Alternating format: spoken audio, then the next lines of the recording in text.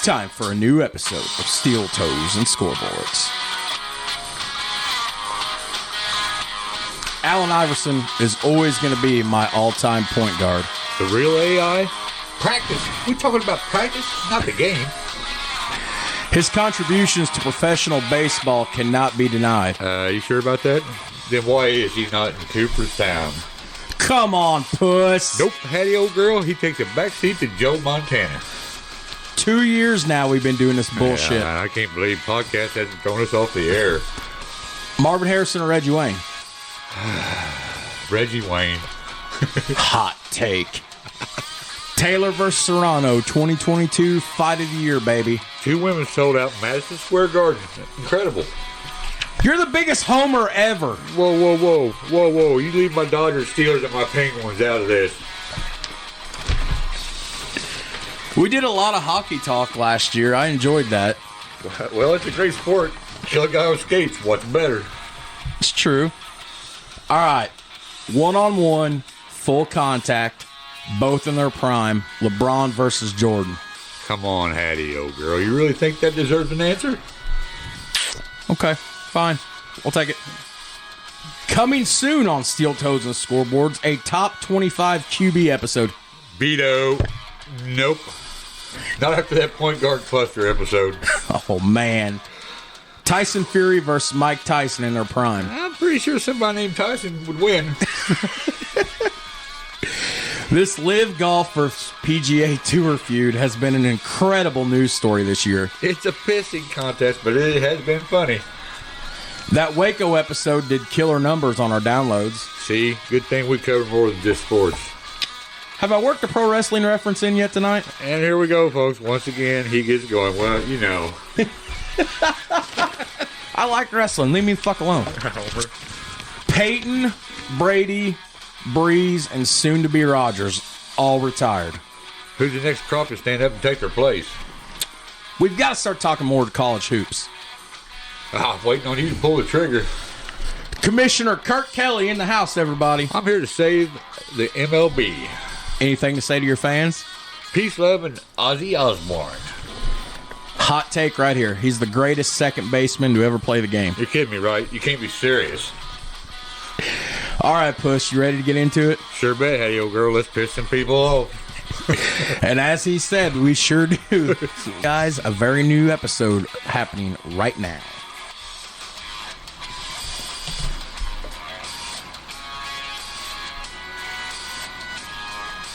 Another episode of Steel Toes and Scoreboards. A new episode. Yay. Where the fuck have we been? Life. Jared Atkins and the homie Kurt Kelly. Folks. How you doing, brother? What's up, man? Our to see first you. bit of content in over a month. Boy, we've been lying to everybody, telling them we're back on schedule. Yeah, I and know. God, man, we haven't been consistent since before Christmas. Sometimes things just get in the way. So hopefully we are back today. Happy Easter Sunday, Yes, by the way. yes, everybody. As we were recording this, it is Easter Sunday afternoon. And it's not about the Easter Bunny. No, well, look, we're sitting here talking sports on Easter Sunday. Why are we not with our families? What the fuck's wrong with us? Well, I don't know. That's right. We're black labeled. That's and right. The outlawed. black sheep. Yes. Bah. We're You know- bad. In typical Steel Toes and Scoreboards fashion, you and I can't do anything without fucking it up. So here we are with postseason NBA yes. and postseason NHL right around the corner, and baseball just starting up. And we're going to cover an anniversary Super Bowl today. Yeah. So look at us. Change up. Wow. Throw them a change up. Before we get started, I want to address the little elephant in the room. Kurt and I talked earlier today when I got here, as outside at the Kelly Sports Complex out here. Kurt was doing a little sod work for the infield. We're going to try to get back on our old school every other week rotation, meaning Saturdays or Sundays. On weekends, I don't have the kids, but. Life's been busy. Yeah, it's been busy. As you were hearing this, I have moved. I am in my you know what my house sold for? My house sold the day of the auction, the sheriff's sale. Yeah. The lady bought it for $80,000. All right. So, which I don't see any of the money, but Well. I mean, she's talking. She's either going to remodel it, which she's going to have to stick probably about 40 or 50 G's in it because there's a lot. March 3rd was a Friday. Yeah. That was when we got one of the first big storms of the year. Oh, yeah. Yeah. I lost some shingles. Roof started leaking, roof damage. You see my shingles blowing off, too. The water damage got in, and as Mold. my insurance had got canceled in December of this past year, 2022, because of the bankruptcy, and I wasn't paying my house payment because I gave the house away in bankruptcy. I couldn't call my insurance company, but you've got water damage. And now I went in the other day. She's giving me an extra few weeks to get some more stuff out. So I've got till April 18th to finish getting stuff out. Nice of her. Yeah, very nice of her. Yeah. But I went in Thursday afternoon to grab a couple more things. There's a crack in my ceiling that runs probably a good 15 feet. There's a crack in my butt that runs probably. I'm sorry, yeah. But anyways... But we're back to recording, and Puss, I got some other news for you. What's that? I might be coming back to Versteel. Good. What shit? I just dropped Versteel on that episode. Fuck it, who cares? Well, I mean, they exist, so. I don't know. My part-time job or my full-time job has temporarily become a part-time job. Yeah. We one of the companies we subcontract for has changed the way they do a bunch of their data entry and optimization and stuff. 60% of my job has been eliminated. Really? So even though I work for my best friend and I'm very privileged, it's still business. Right. And he can't can't justify paying me what he's paying me if he's only getting 40% of the work. Well, you can't. Yeah. So basically, what I'm going to be doing now is I'm still going to be doing the 40% of my job that I'm still doing, but I'm going to be doing it in evenings at home and for a lesser amount. So basically. Right. You know how I've always been working two jobs, like when I was working with you, I was working at the grocery store. Right. This has become a part-time job now, so I'm going to be needing a full-time employment again. Well, have you talked to him? I applied over there. I've called and left 2 voice messages. I stopped by the office on Thursday morning to talk to our wonderful, sweet HR lady. She was out on lunch. I said, let her know I was here. I haven't heard back. Just keep bugging her. We'll see what happens. Yeah. But enough about that. We need some help in there for sure. I know I won't get my job back, but that's okay. I heard rumor mill is Kurt Kelly Jr. is doing a hell of a job at my old job. He does a pretty good job. So, but I know you still need some machine operators in that machine room. Absolutely. I told the wonderful shout out Adam Sweet. I told him, I said I won't come back and work tops. Denny Hill. Needing a saw operator back there, are you? Whirlwind, yeah. And a press brake operator. Yeah. Might need some help on the drills. Yeah. I mean, I got some news to give you. Uh-oh, what happened? About Denny. Not good? Not good. No. Uh-oh. Shout out Denny Hill. I mean, one of the he's a cantanker, so sucker, but he's a nice guy. He's an old cuss, man, but good guy. Good guy. Yeah. Not good news. Oh, we'll talk about it off air.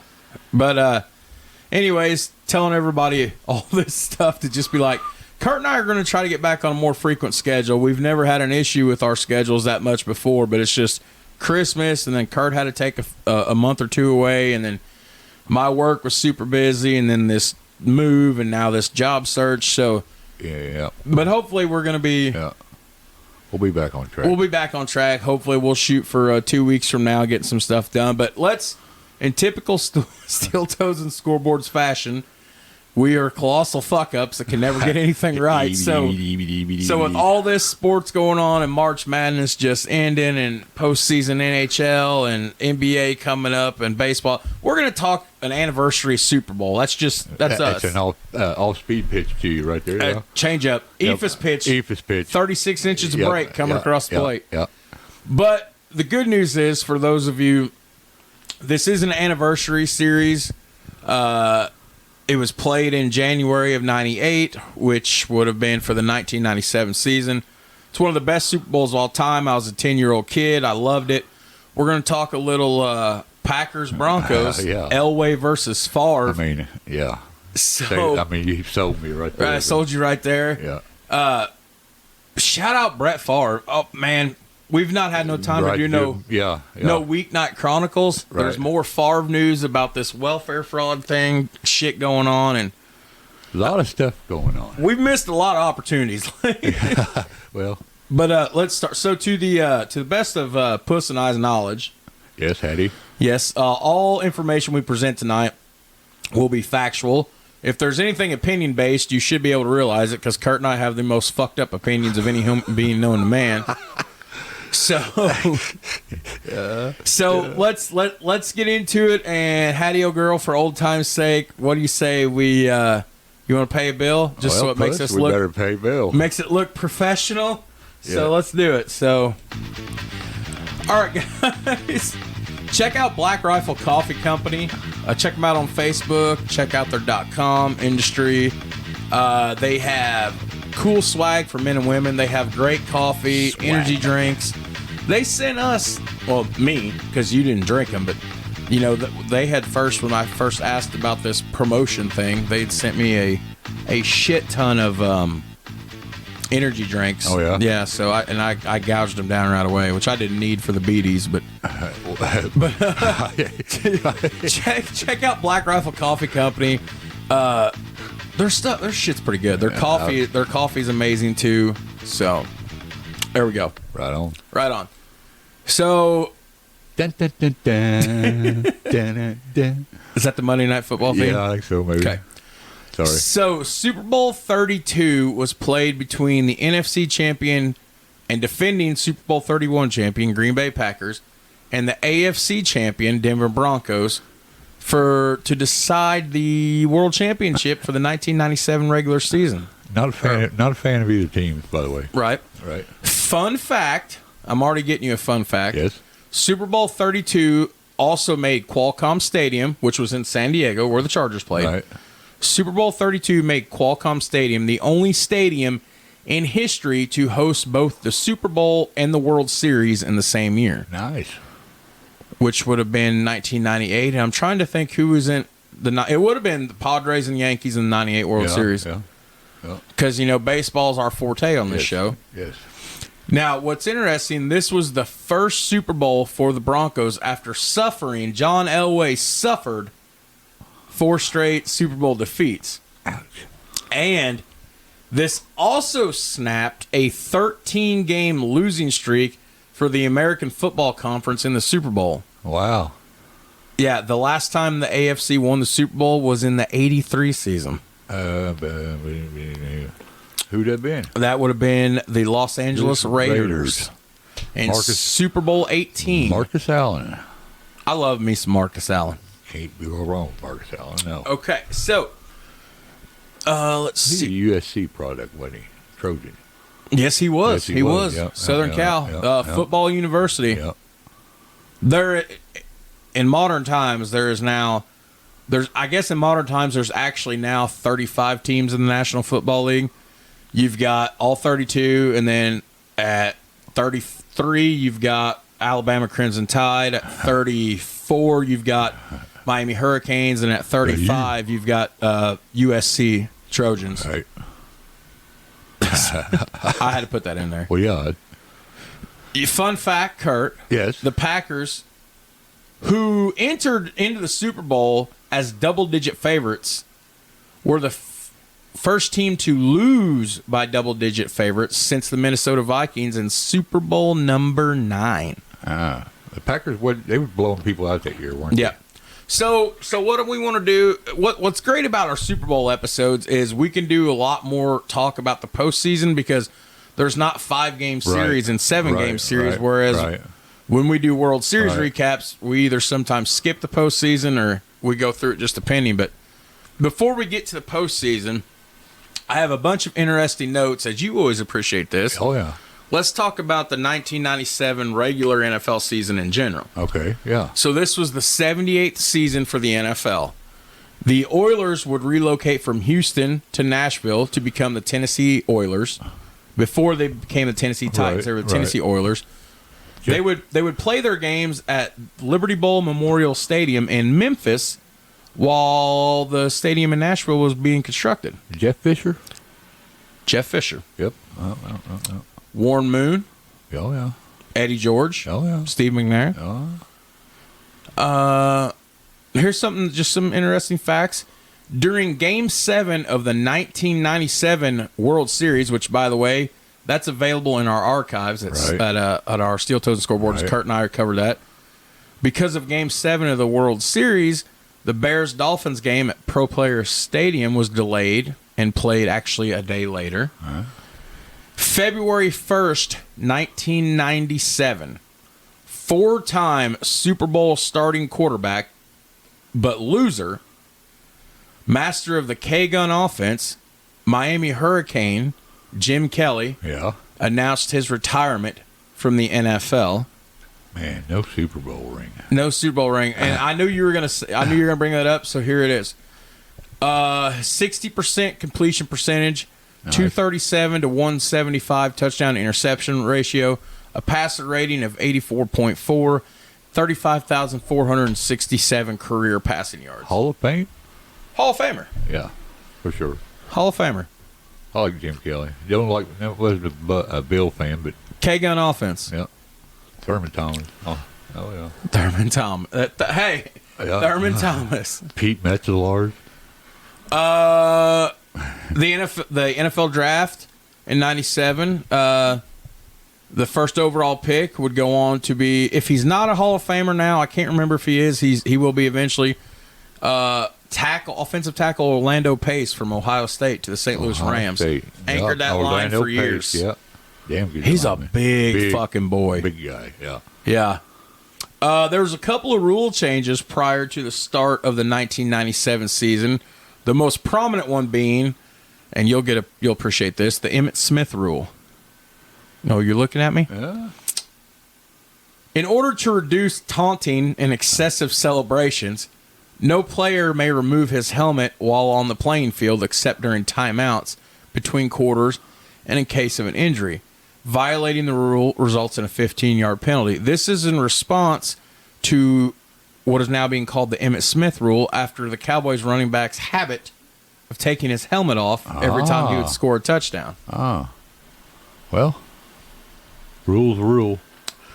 Would you like a look at some statistics for the 97 regular season? Just the NFL season in general.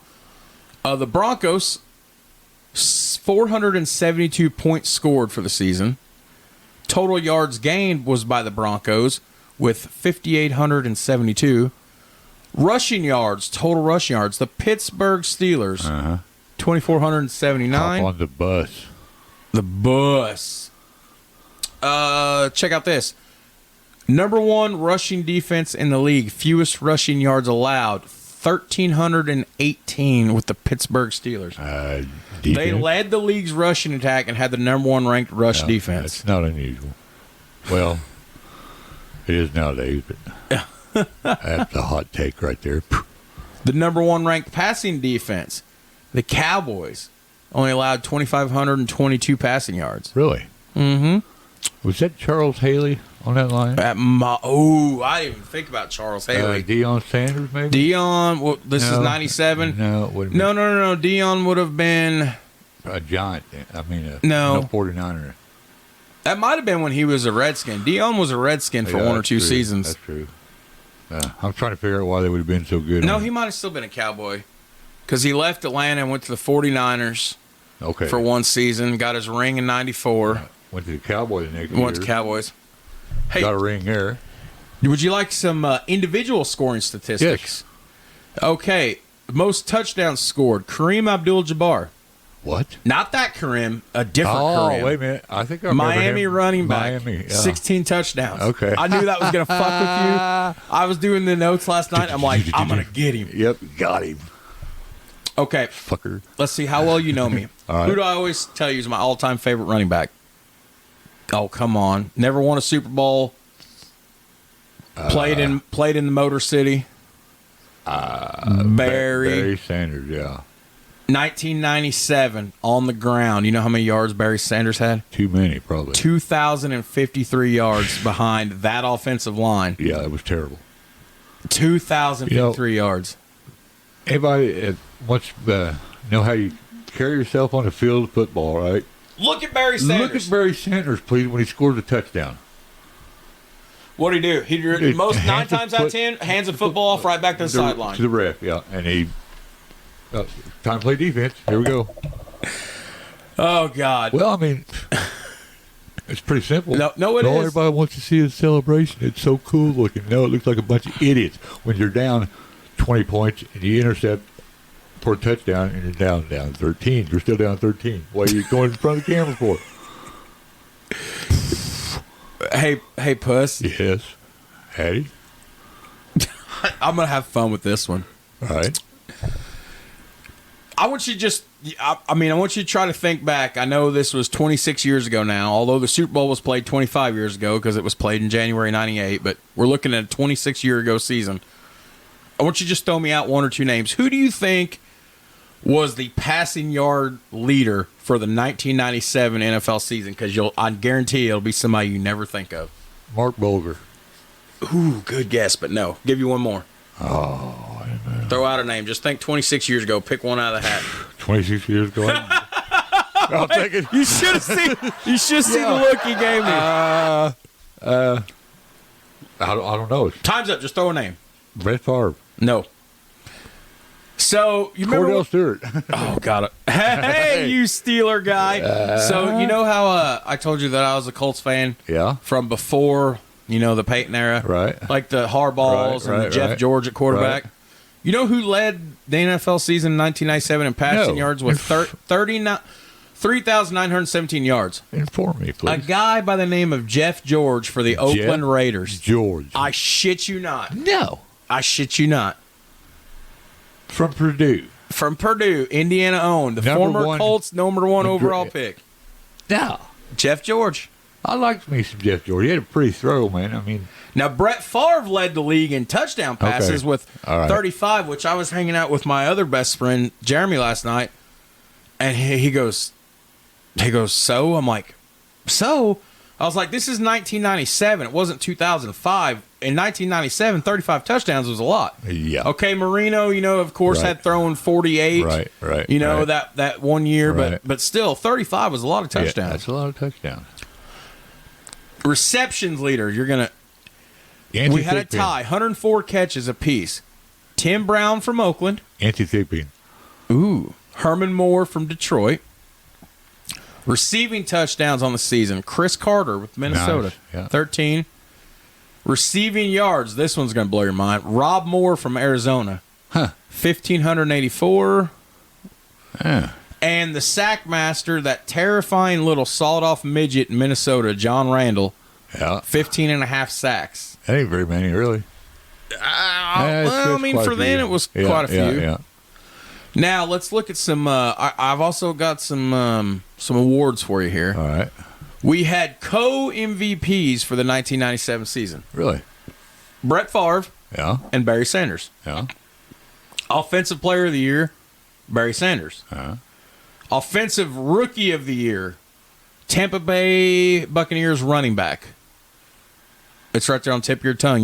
I can see number 22. I can see his number. Warwick Dunn. Number, what was his number? 28. Something like that. Yeah. Linebacker, Defensive Rookie of the Year, Peter Boulware, who was a beast. Yeah. Defensive Player of the Year, Dana Stubblefield, defensive tackle for the San Francisco 49ers.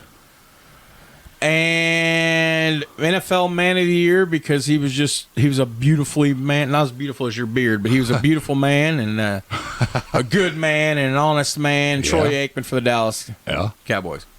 Troy Aikman, yeah. So UCLA? He was UCLA Bruin. Yep. All right. I got something for you here. I want to talk about a couple of uniforms. Can we talk about a couple of uniforms? Yeah. Because, this is just all, the 97 season. Right. I put something in here just for you. The Pittsburgh Steelers switched from block to rounded numbers on their jerseys. The Steelers patch was thrown on. And to celebrate their 75th anniversary, they would introduce the 1960s throwback with the black jerseys, gold numbers and helmets, and the white pants. Nice. I love that jersey. Yeah, I do too. I love the gold helmets. Yeah, those were pretty good. Although, since we're talking about the 97, Super Bowl 32, this would be the season where the Broncos retired the Orange Crush Yeah, I was going to say, I was going to bring up something. They retired the Orange Crush. They come out with the blue. It was the navy blue and the yeah. Yeah, the D logo with the horse coming out was retired in favor of the horse head with the blue outlines and the orange mane. Yep. The first year, That was their first year. And they won the Super Bowl. Yeah. Huh. And also, since we shit on Tampa Bay all the time, Tampa Bay got new uniforms too. This was the orange creamsicle was gone. Was gone. That was when they would get the red and that was bad. Yeah. I remember those. The teams were bad too. Bad. Yeah. Doug Williams was a Tampa Bay Buccaneer, a Super Bowl winner. Doug Williams won.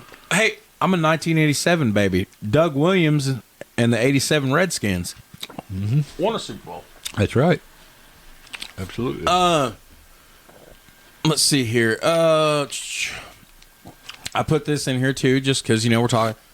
This was the fourth and final year under the NFL's current 4-year broadcast contracts, where here's the thing, games were still being broadcast on Turner Network Television back then.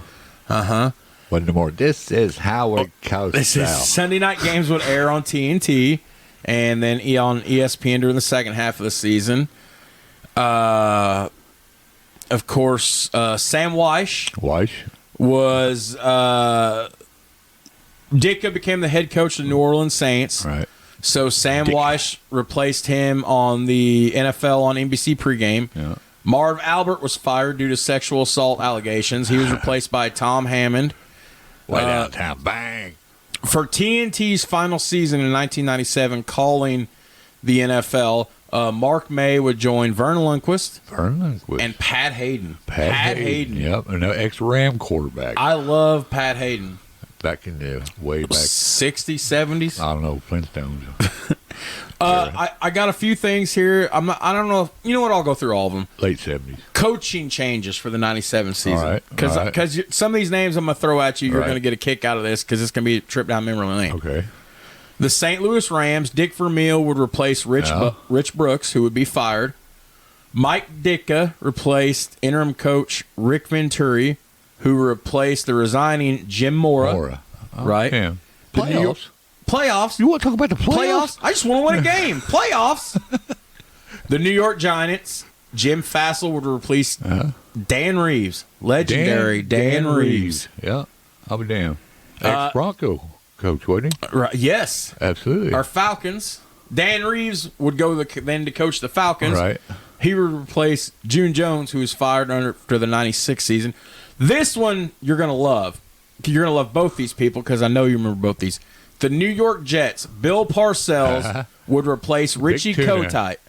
Big Tuna would replace Rich Kotite, who was fired. Yeah. Let's see. 49ers, Steve Mariucci would replace George Seifert. Okay. The Patriots, Pete Carroll would replace Bill Parcells. Right. And that's about it. That's pretty cool. So, hey, buddy. So, all right, let's talk about the reason we're here. Let's start with who you want to start with? You want to start with the Packers? Yeah. Let's start with the Packers. The reigning, defending Super Bowl champions. So this was the Packers' 79th overall season. They won their second consecutive NFC championship. They finished the regular season with a 13-3 record. They dominated the 96 season. Right. They won the Super Bowl. They were pretty good. Prior to the start of the 97 season, it was widely considered they were probably going to repeat. Right. Who was going to stop them? Farve was in the middle of winning at the time. This was, I think he'd won at the time. He'd end up winning 3, but I think at the time it was 2 straight MVPs. Right. So who's going to stop him? Gunslinging, man. Yeah.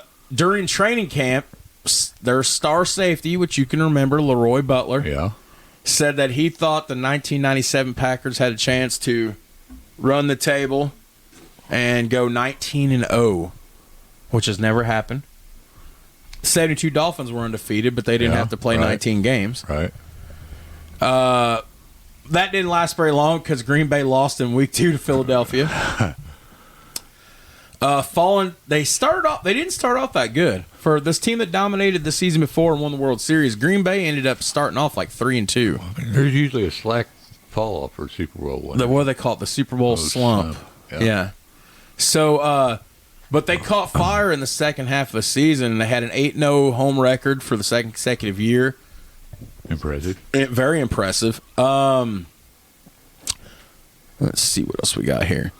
Yes, like as I mentioned earlier, they were 11.5-point favorites going into the Super Bowl. And, that just didn't. Bunch of cheeseheads. Yeah, fun fact. Several years later, after he retired, Farve had said that the Broncos team that beat them in the Super Bowl were very underrated, and he credited Denver's innovative blitz packages. All right. Okay. Innovative blitz packages and strategies. Let's see here. He would go on to become co-MVP, win his third MVP. Farve is the first and only player in the history at the time, I don't know if that's still current or not, I should have looked that up, to win 3 consecutive MVPs. I don't think anybody has done it. That's pretty crazy, really. The Packers become the first team to have 6 NFL MVP award winners. And fun fact, the 1997 Packers are one of only 2 teams in NFL history to win 7 games against teams that would go on to make the playoffs. Huh. So history being made. But I got one more little fun fact for you. Despite picking last in the 97 NFL draft because they had won the Super Bowl, right, they picked up 2 future All-Pro players, their tackle, Ross Verba, and free safety, one of my all-time favorite plays, Darren Woods. Nope. No. Darren Sharper. Sharper, okay. And in Week 10, I just put this in here because this was the last season before Peyton Manning. This was the Jim Harbaugh era. Yeah. The Packers suffered a 10-0 loss to the Indianapolis Colts. Wow, shut out. In Week 12. Wow. So let's look at the NFL postseason. Sunday, January 4th, 1998, the Packers played the Buccaneers and beat them 21-7. In Lambeau, a nice balmy 32 degrees with a 10-degree wind chill. Damn. So nice. Do you want to go through the game or not? You want to? Yeah. You want to go through the game? Yeah. Okay. Let me see if it jars some memories. Okay. So, hey, we got this. This will be a good episode. We'll go through it. So, for those of you that haven't listened in a while, because me and Kurt have been around a while, I literally summarized the whole game in paragraphs, and I mean, right. It's not every play, but right. So crucial moments of the game. Crucial moment. So Packers running back Dorsey Levens rushed for a team playoff record 112 yards and a touchdown, while also catching 4 passes for 29 yards. As the Green Bay defense held Tampa to only 90 rushing yards and intercepted 2 passes from their quarterback. Quarterback. You're gonna think. Just throw one out here, right or wrong. I'll get you. Dilfer, I don't know. Trent Dilfer. Look at you. You weren't even sure when you said that. Right? I could see it in your face. That's 26 years ago, right? Yeah. Dilfer only completed 11 of 36 passes for 200 yards in that game. Ouch. Earlier in the game, Tampa Bay sent their field goal unit onto the field 3 different times, but came away with zip. Defensively for the Packers, we're talking Reggie White? No? Let me look. I don't think. Let me flip. I have Green Bay Packers roster. So your defensive linemen, you do have Reggie. Yeah, give us a rundown there. Okay, your defensive linemen, your defensive players. Gilbert Brown, Santana Dotson, Paul Fraze, Darius Holland. Okay. Bob, I don't remember this. Bob Kubersicki? I don't remember him. Keith McKenzie, Jermaine Smith, which is a big one. Right. Reggie White and Gabe Wilkins.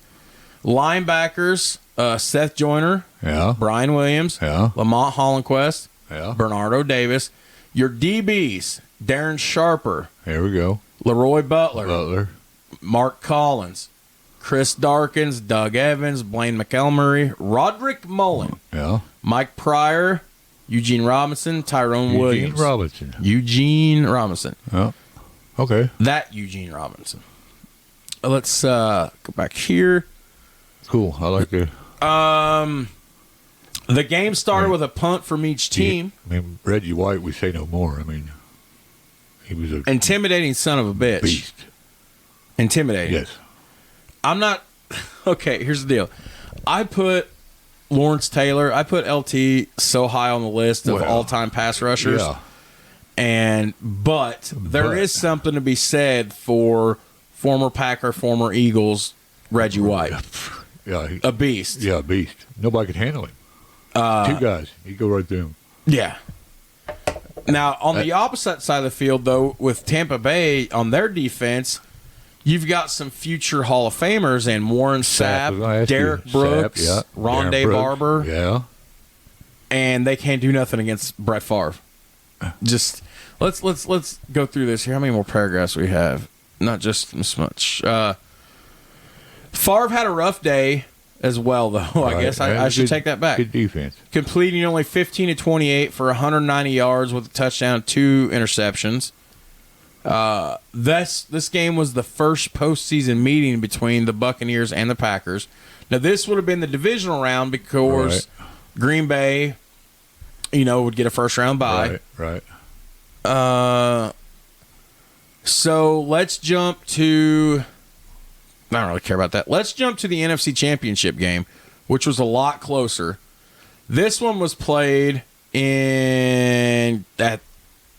Well, it's Candlestick, Right. Would it be Candlestick? I don't know. 3Com Park. 3Com. Yeah, my bad. 3Com. So this game was not as close as it seemed on paper. It was the Packers upsetting the 49ers by 2 touchdowns. It was 23-10. 23-10. Charles Haley would have been on that Niner team. I'm pretty sure. You had Pat Summerall and John Madden calling the game. Yeah, sweet. I love Pat Summerall. Boom. Boom. For the third year in a row, Green Bay trounced San Francisco in the playoffs. They held them to just 257 yards while forcing 4 fumbles and 5 sacks. The 49ers gained just 33 yards on the ground, and running back Garrison Hurst, who rushed for over 1,000 yards during the regular season, had only 12 yards on 8 carries. Ouch. The average starting position when the game was ended for the 49ers was on their own 17-yard line, is what they estimate. That's old-time football there. In the opening possession, Green Bay moved the ball 76 yards in 10 plays, with Favre completing an 18-yard pass to Robert Brooks. On the next play, 49ers safety Rod Woodson was called for a 24-yard pass interference play that moved the ball to San Fran's 35. Green Bay eventually reached the 2-yard line before a pass was deflected, falling short of wide-open fullback Will Henderson. Man, that's a name I ain't heard in a while. Forcing the Packers to settle for a field goal from Ryan Longwell. That's another name I ain't heard in a while. Pretty good kicker. In the second quarter, San Fran drove 60 yards from their own 12 to the Green Bay 28, where they faced the 3rd down and 8. On the next play, Steve Young, Southpaw Steve Young, his pass was intercepted by Eugene Robinson and returned 58 yards to San Francisco's 28-yard line. And what turned out to be a very important play of this game, Favre then found a wide-open receiver.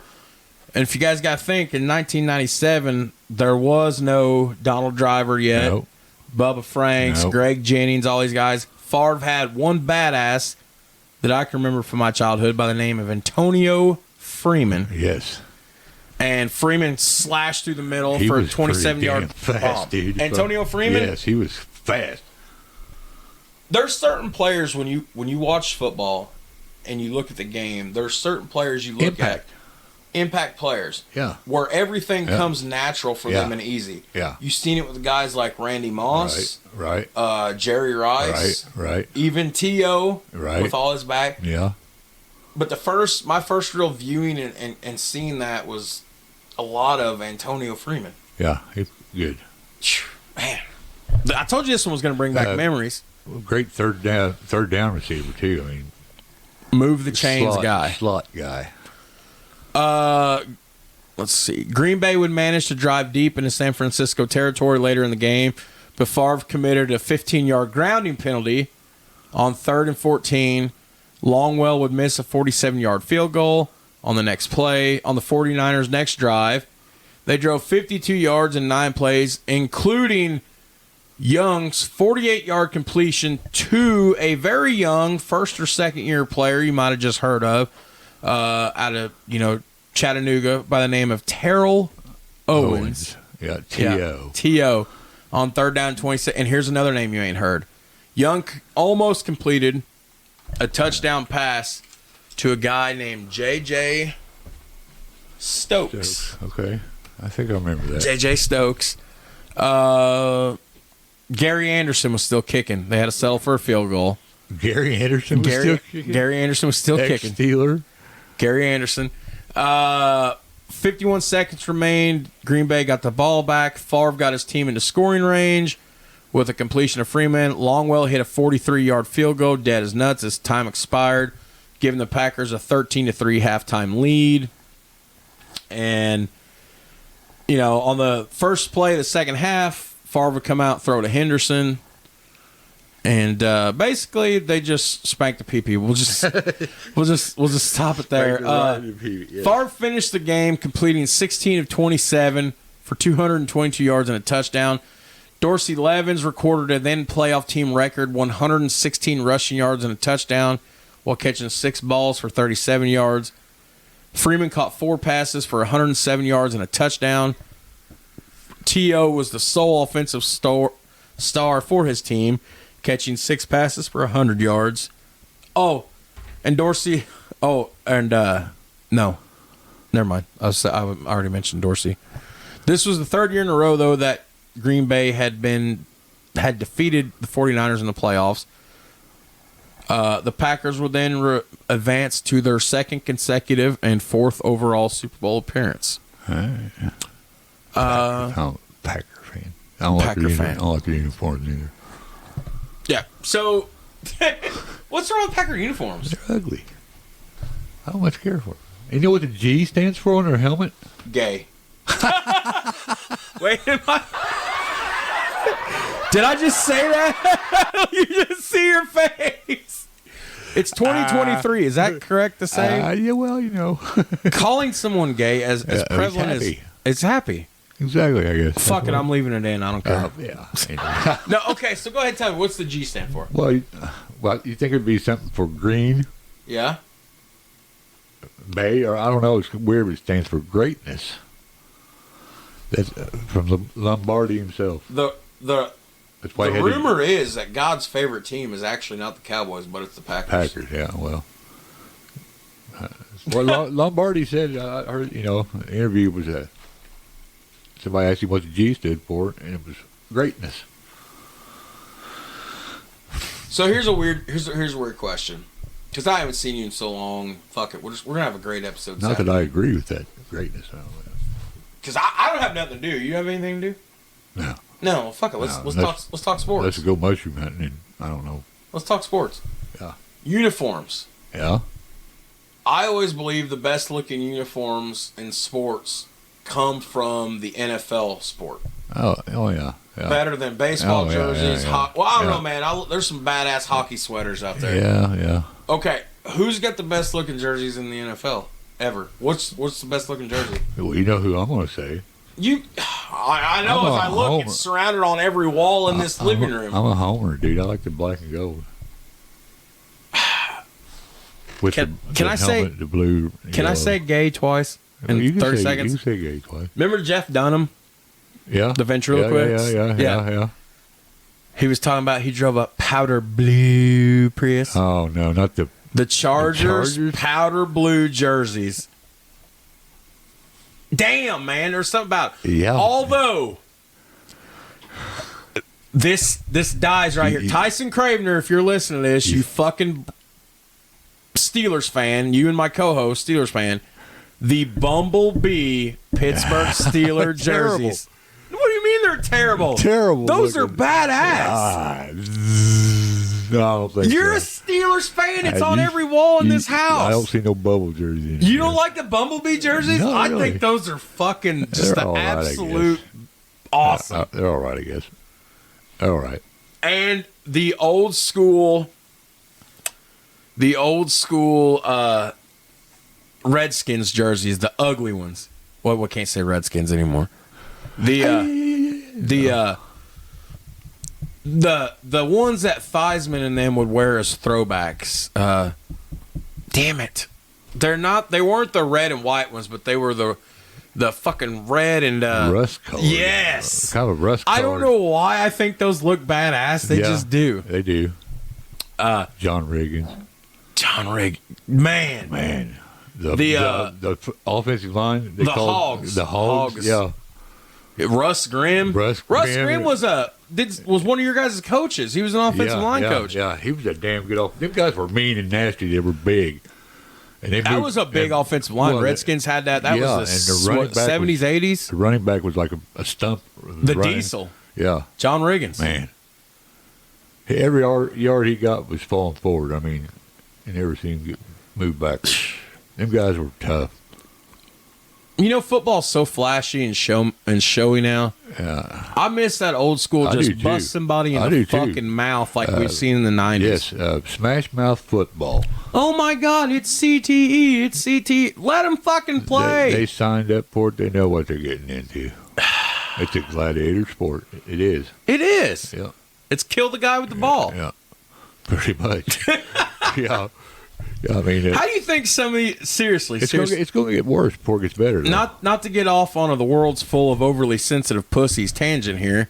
My show, I can say it, fuck Right. it. But how do you think some of these divas today would fare going up on the field against a guy like Ronnie fucking Lott Oh, no. or Lawrence Taylor, Yeah, or Steve Reggie Atwater, White, Steve Atwater, Deacon Jones, Yeah, holy crap.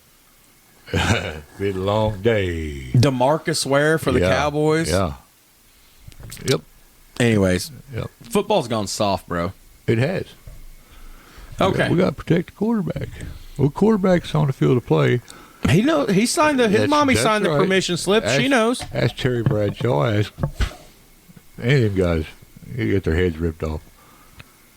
Who do you think was the hardest hit and scariest defensive player you've ever seen? Lyle Alzado. Scary Lyle Alzado? Fuck, you damn right, yeah. Woo, that's a hot take right there. I didn't hesitate when you asked me. I gotta say Lawrence. I gotta say LT. I'm not a LT, homer. Yeah, he caused a lot of havoc. I seen fucking guys be like, I ain't going on the field with him there. Yeah. Wow. Lyle Alzado. He was a mean son of a bitch, I'm telling you.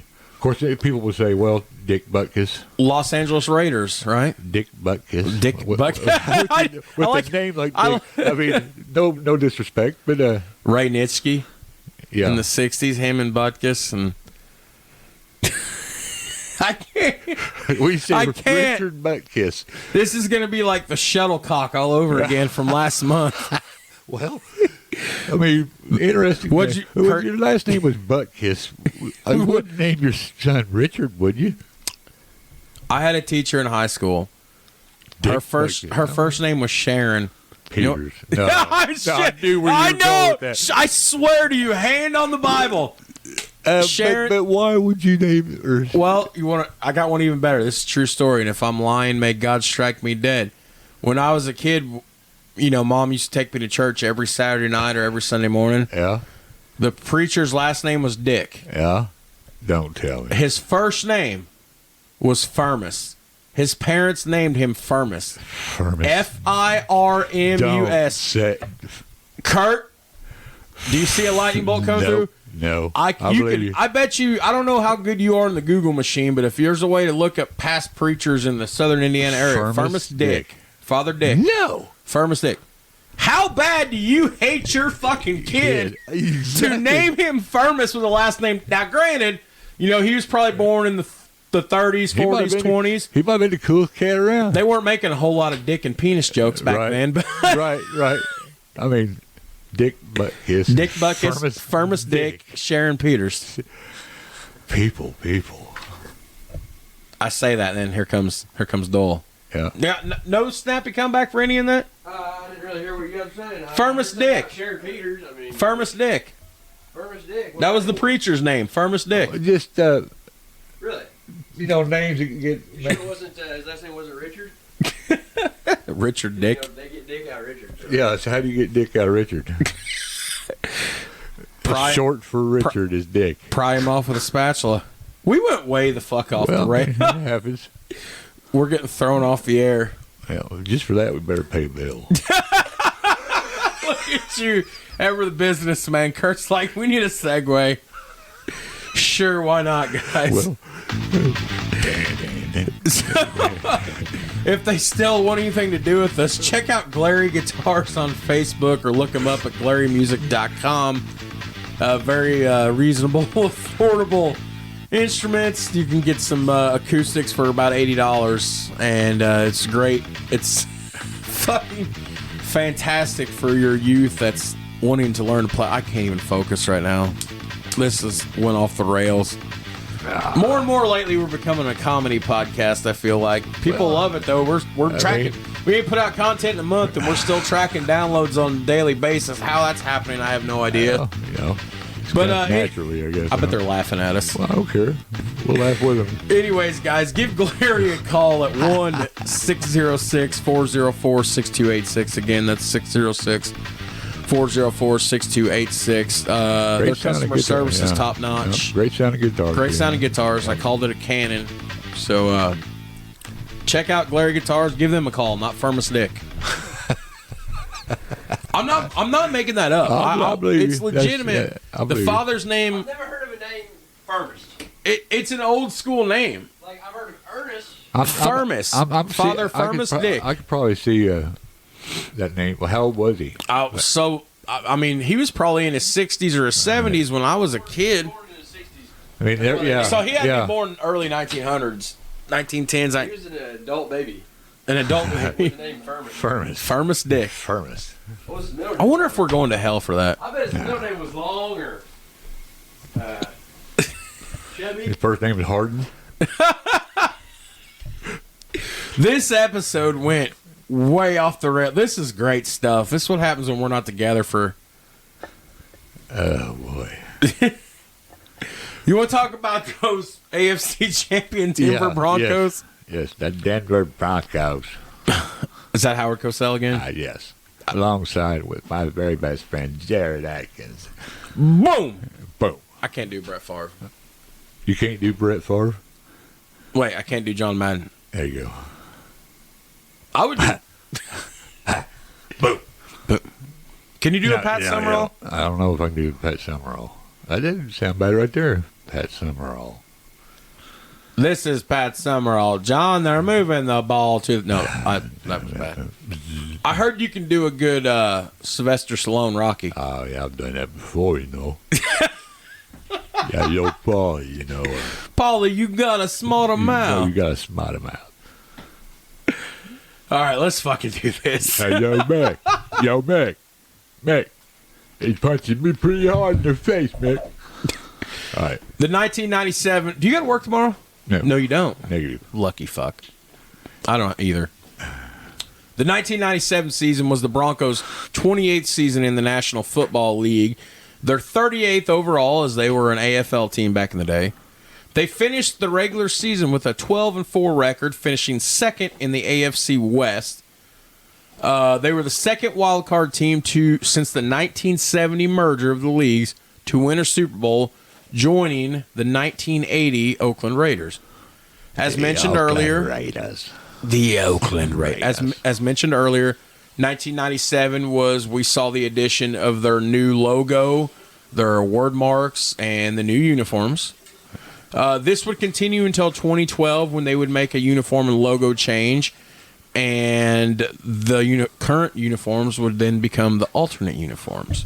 I'm not sure how I felt about him right first. I'm not a Bronco fan, but right. I'm not a big fan of change. I like the Orange Crush. You like the Orange Crush? I like them as alternate uniforms. I don't like them as primary uniforms are ugly. But that old school royal blue and the orange, I mean, yeah. What's interesting about this is one of the most fascinating stories in sports to me has always been the Jacksonville Jaguars in their first or second year in the league. They, make it to the postseason or whatever. Right. Well, John Elway. Who'd been a quarterback in? Would have been Mark Brunell? Mark Would have been Mark Brunell? Yep. Left-handed. I'm trying to think. I would have been 8, 9 years old. That'd have been old lefty, Mark Brunell. Yeah. Pretty good quarterback. Number 8. Gamer. He made a bunch of money.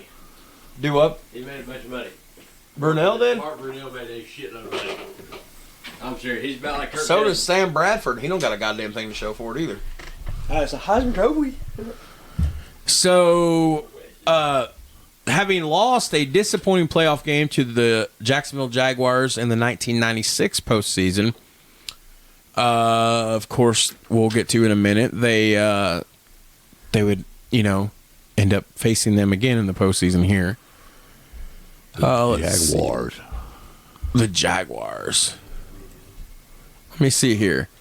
As mentioned earlier, of course, they would be a wild card team to win, and then the AFC Championship. They would be the first AFC contender to win the Super Bowl in 13 years. This win was a big morale boost to the Broncos, who had suffered through 4 Super Bowl losses, and Elway, who had been quarterback for 3 of those defeats. He got blown out, too. I think the them were close. Oh, yeah. So, let me see. Do we got anything else here of note? No. So, we're going to jump into the postseason, and then we'll start to get to the meat and taters. Yeah. So, they had to play wild card. So, they had to play 3 games. So, the Jaguars come into Mile High Stadium in Denver in the wild card round in front of 70,000 fans. I got something I want to say about Mile High Stadium. Oh, here we go. Don't you think it's an unfair advantage for teams to play in high altitude that don't ever play in high altitude? I mean, these guys practice there. I'm just saying. They're accustomed to it, you're saying. Yeah. It would make a difference. I know Ryan Clark, the safety for the Steelers, could not play in Denver. No, because he had that that sickle cell or whatever. Yep. Boom. You think it's an unfair advantage? I don't know. I'm just saying. For which team? The opposing team? Yes. Or for the for the opposing team. I mean, especially. You're asking me if I think it's an unfair advantage. Well, I mean, I anybody. think it would be an unfair advantage to the home team. The team that gets to practice in all those conditions. Plus I've never really thought about that before. They're accustomed to it, but then on the other hand, somebody could say, well, it's no different than a cold weather team. You ever been higher altitude? No, fuck, I ain't never been further west. Ears pop and stuff. Constantly. I mean, if you're not. Well, I've been in the Smoky Mountains and the You don't Appalachian remember your Mountains. ears I remember the ears popping. Those mountains there are nothing. Yeah, that's nothing compared to what the Rockies is. I mean, I'm just saying. I'm glad to do. But some asshole could go, well, it's no different than teams like the Patriots or the Packers playing in cold weather all the time. Well, no. It would be an asshole if they did that. That there is. I mean, that there is. You could. Nowadays, you could do something about that. You could fucking freeze your players out in your indoor stadium or whatever. Just build a fucking dome over every fucking place. Well, no, I like the football to be played in the elements. Yeah, I think that should all be outdoor stadium. Yeah. Football's meant to be played in the elements. Team in Denver. But all I'm saying is, I mean, these teams fly in when they're playing a game at Denver, okay? So they're there for what, 1 day maybe ahead of time, or are they there for a week? Day or two. Or a day or two? Maybe that's enough time to adjust. I forgot about that. Ryan Clark would always have to sit out. Yep. He had that fucking sickle cell anemia or whatever that fucked with him. Yeah. That's interesting, Puss. Okay. So, in the interest here of... we're an hour in. Uh-oh. I don't give a shit. There goes the listeners. Nah, who cares? Nobody. Dole, do you ever log on and check our analytics? Yeah, no. I do. I basically will click listen to an episode or whatever.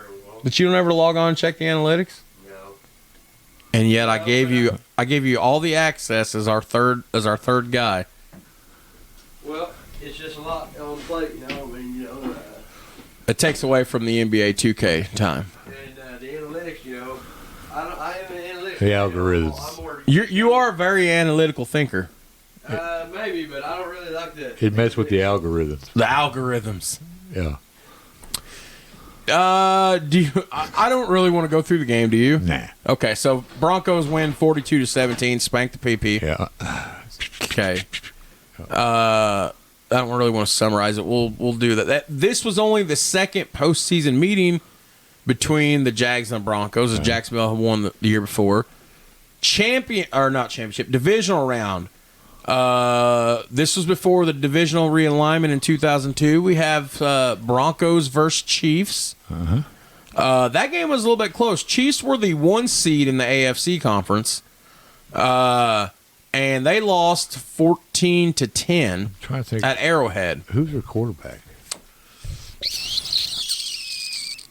Let me look. Trent Green? I don't know if it would have been Trent Green yet. Would have been Elvis Gerback, maybe? Let me look and Maybe. see. Chiefs quarterback Elvis Gerback. Nice call, Alan. Let's see here. We got any? So TD was who was the running back for fucking Kansas City? We're doing a Super Bowl. Christian Okoye? No. That was way back. You know who was their lead receiver for Kansas City? No. I just of course you had a rookie tight end in Tony Gonzalez. Right. Andre Rising? Bad Moon Rising. No way. I'll be damned. Who's the running back? That's what I'm trying to find. I'm just looking. I don't. Holmes. Priest Holmes, maybe. No, he wasn't there yet. He wasn't there yet. You guess No, so? no. Let me look. Did I put it in? I'm trying to see. Motherfucker. Denver running back Terrell Davis. I don't have the. Kurt's going to the Google machine. You go for it, big puss. You find it. I'm looking to see if it's in the notes. Why am I not finding this? Let's see here.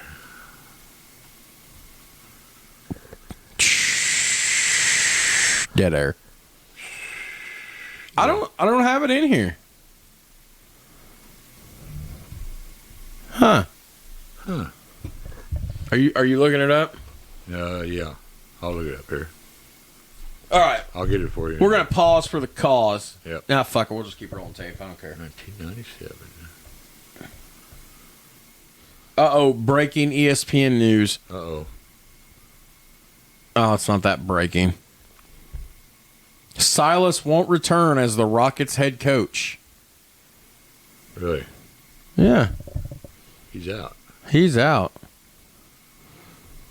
Yeah, there we That go. breaks Dole's heart. We'll get somewhere, folks. Maybe. Oh, God. Marty Schottenheimer. Was the coach? He's a running back. No, just kidding. This was the last game in Hall of Fame career of Chiefs running back Marcus Allen. He wouldn't have you been go, their. Marcus He Allen. wouldn't have been their Yep. starting running back. Yeah. That was Wow. yeah. Okay. Okay. Well, so me and Kurt feel like idiots. Yep. We are going to go through the AFC Championship game, though. The AFC Championship game went down on Sunday, January 11th, 1998, at Three River Stadium in Pittsburgh. What year? 1997. 1998. At Three River Stadium in Pittsburgh. AFC Championship game. Pittsburgh Steelers, Denver Broncos. Broncos win 24-21. And since it's your team, we're going to go through this. All right. For the second week in a row, Denver had eliminated a team on the road who had beat them in the regular season. In Week 15, Pittsburgh had defeated the Broncos 35-24 with quarterback Cordell Stewart throwing for over 3 dimes and 3 touchdowns while running for 2 more. This time, however, Denver intercepted 3 of his passes, recovered a fumble, and also sacked him 3 times.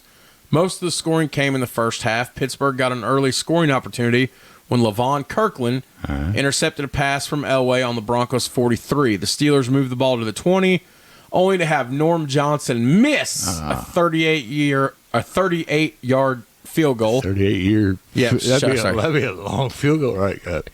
Smart ass. On the next play, Denver running back Terrell Davis took off for a 43-yard run to the Steelers 29. No. And the team went on to score on a TD 8-yard touchdown run. Will Blackwell returned the kickoff 18 yards to the 35, where Pittsburgh went on to move the ball 65 yards to tie the game. And on the final two plays, Stewart completed a 20-yard pass to Yancey Thigpen. I love that. And ran the ball the final 33 yards to the end zone. Steelers safety Darren Perry ended Denver's next drive by forcing and recovering a fumble. Pittsburgh then drove 68 yards and 11 plays to go up 14-7 on a bus 1-yard touchdown run. The wheels on the bus. The Broncos took the ball back and went on a 10-play, 45-yard drive to score on kicker Jason Elam. That's a name we ain't talked ever. Damn good kicker. Both teams had a punt the following drive. Blackwell had a 19-yard return to give the Steelers a first down on the Broncos 43. But 2 plays later, Stewart forced a throw into double coverage, and safety Ray Crockett intercepted his pass in the end zone. After the turnover, Elway led the Broncos 80 yards to score on a 15-yard touchdown pass to Howard Griffith, which gave the Broncos a 17-14 lead. This is a good little championship game here. Yeah. The Steelers had to punt on their next drive, and Darian Gordon returned the ball 19 yards to the Broncos 46, which would set up a 54-yard drive that ended on Elway's 1-yard touchdown pass to Ed McCaffrey. Ed McCaffrey Gave Denver a 24-14 lead with 13 seconds left in the half.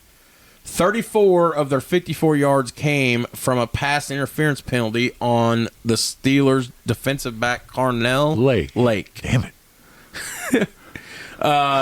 Both defensive controlled most of the second half. The Steelers took the opening drive of the second half and moved the ball down the field and had a great chance on the Broncos 5. Linebacker Alan Aldridge ended the possession with an interception in the red zone. The next time the Steelers got the ball, they moved it to the Broncos 32, only to lose it again when Smith forced a fumble while sacking Cordell Stewart, and Mike Lodish made the recovery.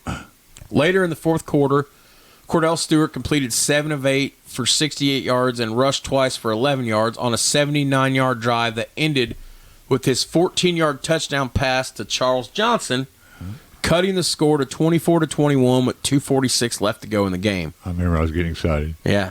After the 2-minute warning, facing 3rd down and 5 on their own 15-yard, Elway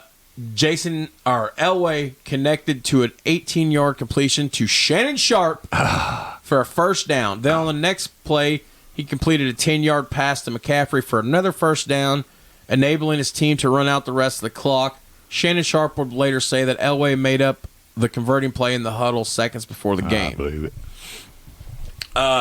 This would turn out to be the final playoff game at Three Rivers Stadium. This was the first time since the playoff seeding established that a team who finished with a better regular season record had to play a conference championship game on the road. This was the 5th postseason meeting between the Broncos and the Steelers, and both teams had previously split their 4 prior meetings. Yeah. And now, this is what we're here for. Meat and taters. Meat and taters. But before we get to the meat and taters, let's talk a little bit about the Super Bowl Appetizer. and a little bit of Super Bowl appetizer. Yeah. Fun fact, Kurt. All right. NFL owners awarded the city of San Diego Super Bowl 32 during their October 1993 meeting in Chicago. Okay. So 5 years before. Advance, right. This was the second time San Diego hosted the game, as they had previously hosted Super Bowl 22 10 years earlier in January of '88. The Broncos ended up playing in both San Diego Super Bowls and became the first franchise in history to play 2 different Super Bowls in the same stadium twice, as they had played twice at the Superdome for Super Bowls 12 and Super Bowl 14. Nice run there, dude. Nice run there. Man, you got all that off without stumbling a word. I appreciate You do a that. good job, bro. Hey man, I can do that. I can do this, but I can't do it without you. Because otherwise, I'm just an idiot talking to the mic. At least here, I've got a second idiot. Well, at least looking at you like I'm stupid, right? Yeah. There you go, right on. Yeah, right on. Let's see here. What we got here? Of course, 11 game favorites. I know I got that printer, and I never print you shit off anymore. That's all right. I can barely read anyway. Right? Yeah, right. Because I can barely read anyways. The game was televised in the United States on NBC with Einberg calling his 8th and final Super Bowl, Dick Einberg, Phil Simms, Dick Enberg, and Paul McGuire, Yeah. sideline reporter Jim Gray. Greg Gumbel hosted all the events and was joined by co-host Ahmad Rashad. By the way, fun fact, if you go back in our archives to somewhere around October, November of 2021, Kurt and I did a bonus episode, and we had to pick him, and Kurt picked wide receiver Ahmad Rashad. Yeah. And I looked at him like, wow. Commentators, Chris Collinsworth, Sam Weish, and Joe Gibbs. Oh. This was Gumbel's final assignment for NBC before going back to CBS. Let's see here. Anything else interesting of note? Well, we'll get to it. You probably already got it. What's that? Never mind. Go ahead. Okay. Well, go ahead. When we get to it, I'll point it out. Then. Okay. That's what I was thinking. Let me see if I got anything in notes here. I did a whole bunch of copy and paste on some stuff. I barely hand typed any fucking thing this was all copy and paste from all of our sources. Let's see if I just trying to see, because I didn't read through this last night when I was copying it, just trying to, if I need any of this. I love this. Well, The pregame show was narrated by actor and comedian Phil Hartman, okay. who was murdered only 4 months later Wow. by I think it was his wife. It celebrated the music and the history of the state of California. It featured performances by Lee Greenwood, the Beach Boys. Jewel sang the national anthem. To honor the 10th anniversary of the Washington Redskins win He said it. in Super Bowl 22, the only other previous Super Bowl played in San Diego. The game's MVP, Doug fucking Williams, and former head coach Joe Gibbs participated during the coin toss. All right. They were joined by the recently retired longtime football head coach Eddie Robinson, who ran the Grambling State University Tigers football team Nice. from 1942 to 1997. That's a long time. Impressive, yeah. The halftime show that year was a tribute to Motown. Point. Here it is. That's what I was going to ask you. Boys to Men, Smokey Robinson, Queen Latifah, Martha Reeves, and the Temptations. When are they going to have some real music on there, dude? Or more Janet Jackson? Okay, so here's the deal. 2 years ago, last year was the halftime show for all of us 80s and 90s babies. That was when we had Eminem and Dr. Dre and Snoop Dogg. Yeah. That was fucking impressive. Yeah. But the last badass Super Bowl halftime show that I remember was Cult Saints 2010, The Who. Yeah, there we go. God. There you But go. I want to see some diversity at the halftime show. Like, I want to see some Metallica. Yeah. I want to see some It's getting too late for some of them, you know. I know. What's the best halftime show you ever watched? Anything stand out? I usually don't watch it, to be honest with you. Well, fuck, you ain't got no TV now. Well, I mean, God, I just noticed your TV's gone. McCartney, Paul McCartney? he done a good job. How you playing 2K? Where the fuck's your TV at? In the bedroom. You moved it? Hanging on the wall. Yeah. It looks so empty out here without all this shit in here now, don't it? Yeah. Except for my wall of Steelers. The wall of Steelers.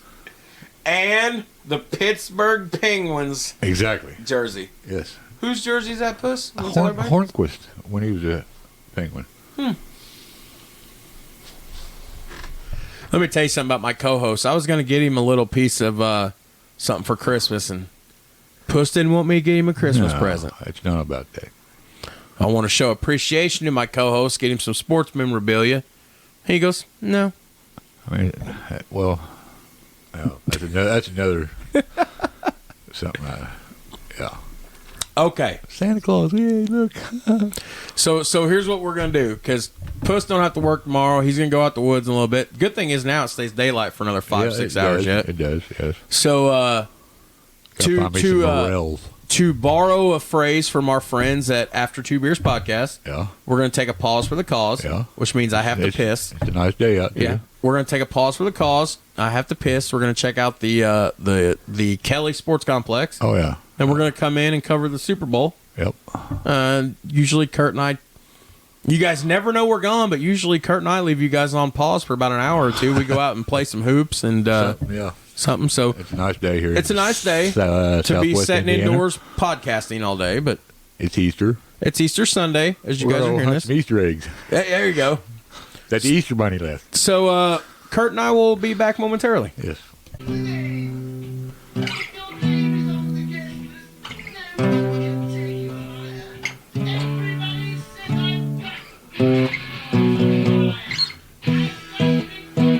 That's Kurt Kelly playing a little bit of music for I accidentally hit the wrong button. We'll be right back. We might have to edit that out. Yeah. They heard a little bit of you playing guitar because I bumped the that's all right. The on pause button. I don't know. We might leave it in. We might edit it out. Who knows? It's acoustic. So here we are. We are meat and taters time. Finally, we've covered everything leading up to the Super Bowl. So let's get ready to do the Super Bowl. Guys, check out Nana's Aromas LLC. Check her out on Facebook. Check her out at nanasaromas.com. I just seen her posting stuff on Facebook just the other day. She's doing a lot of business. She's doing well, for a retiree. And that's awesome, man. She does all of her own candles. She does air fresheners. She does warmer melts, the works. Everything is handmade by her, start to finish, top to bottom. Give her a call at 812-972-3670. That's 812-972-3670. And she does have a store, but, give her a heads up before you come to the store. I know we're 3 years from when COVID started, but still out of respect for Nana, anyways. Yeah. I still have my blueberry candle from Nana. Oh, yeah? I just burned it the other day. Man. Some bitch was good enough to eat. Yes. I mean, it just smelled literally like a blueberry muffin. Made me hungry. I know. I'm always hungry. Me too. All right, bro. Yep. One of the all-time best Super Bowls ever. I was a 10-year-old boy watching this. Do they have a Super Bowl rating? Ranking? Ranking, yeah. You know what? I forgot to check that. I know we always do that with our World Series coverage. Maybe we can become the pioneers of Maybe we could. Maybe we need to explore that a little bit. Yeah, exactly. So, January 25th, 1998, from Qualcomm Stadium in San Diego, California, home of the Chargers. 68,912 in change. Uh-huh. Okay. So, let's get into it. Yeah, rumble. All right, here we go. First quarter. Packers wide receiver Antonio Freeman returned the opening kickoff 19 yards to the Green Bay 24-yard line. Third play of the drive, Farve kept the offense on the field by completing a 13-yard pass to Freeman on third down and long. There's that Antonio Freeman. There you go. Running back Dorsey Levens yeah. rushed the ball on 3 straight plays, gaining 27 yards to advance to Denver's 35. Very balanced they were. Very balanced. Yes. Favre finished the drive with 2 completions to Freeman, the first for 13 yards, and the second one a 22-yard bomb to Packers, to Freeman to give a 7-0 lead to start the Super Bowl. Antonio Freeman. I watched the first half of this game last night on YouTube. Yeah. That's one great thing about the NFL. They always republish the entire game on their YouTube channel. Yeah. So the Super Bowl, Freeman come down quick and hard. Yeah. I mean, it looked like at first when I seen it, because I don't, remember my childhood. I was like, damn, was he really in bounds? Like it was a dart. Yes. The Broncos responded though with a touchdown of their own. Yeah.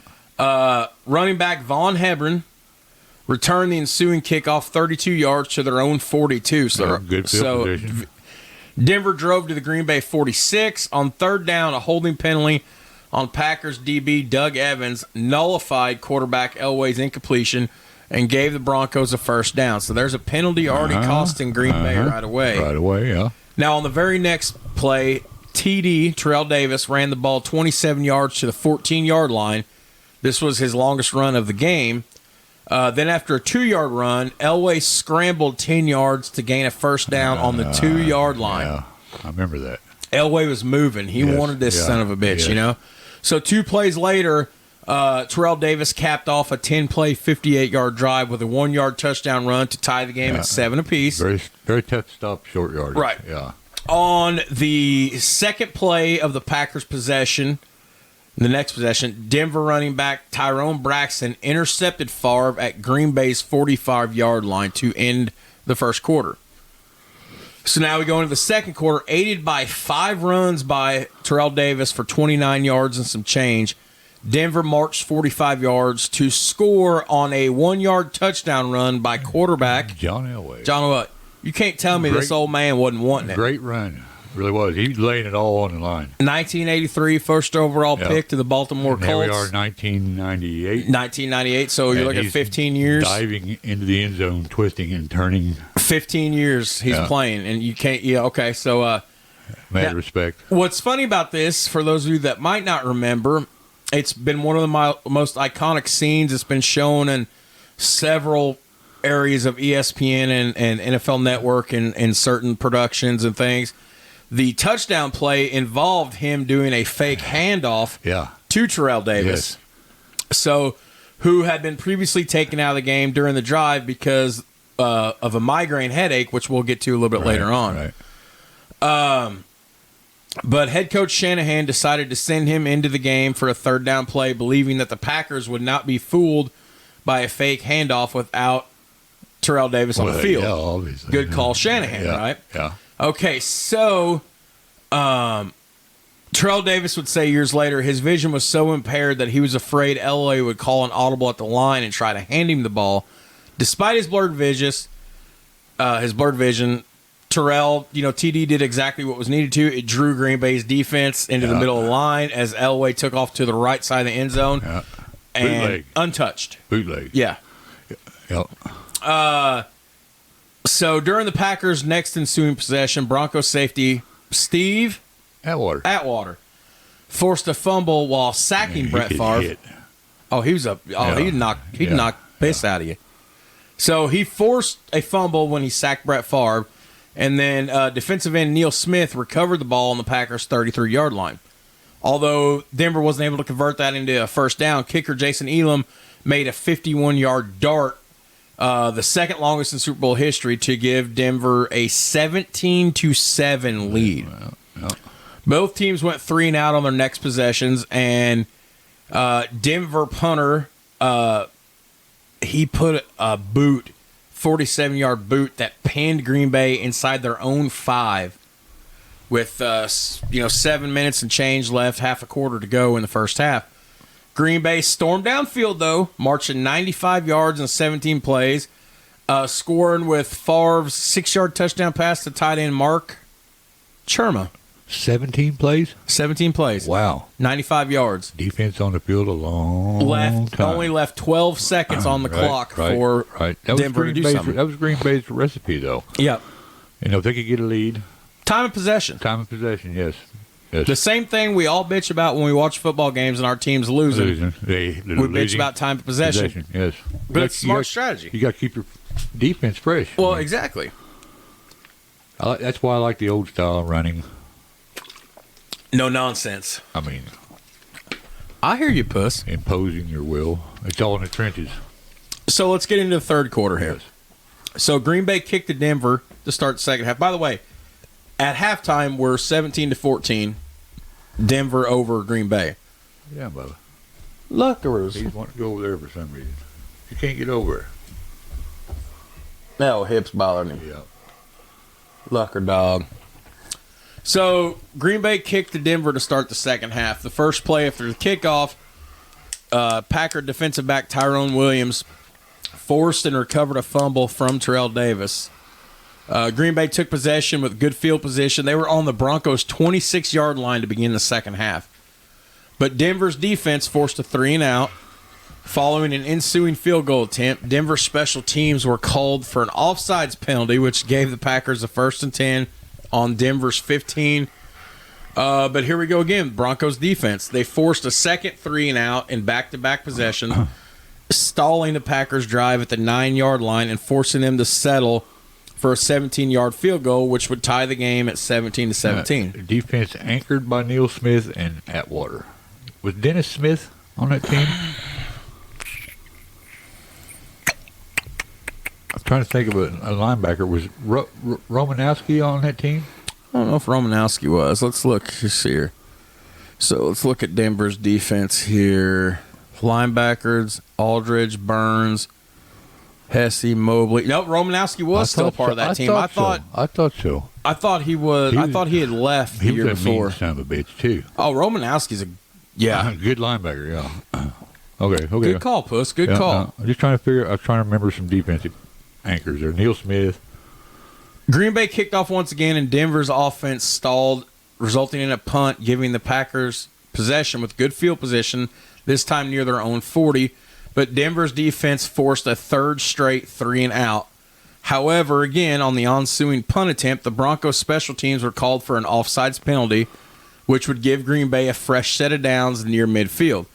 Denver's defense then forced another punt with a fourth consecutive 3-and-out performance from Green Bay.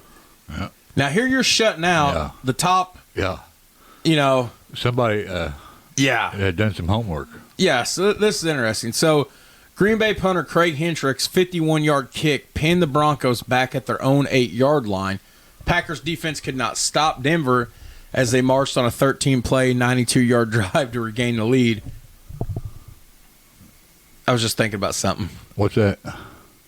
It's just, you've got this juggernaut offense that's double-digit favorites going into the Super Bowl. Right. They ran roughshod over pretty much the whole fucking league last year and won the Super Bowl.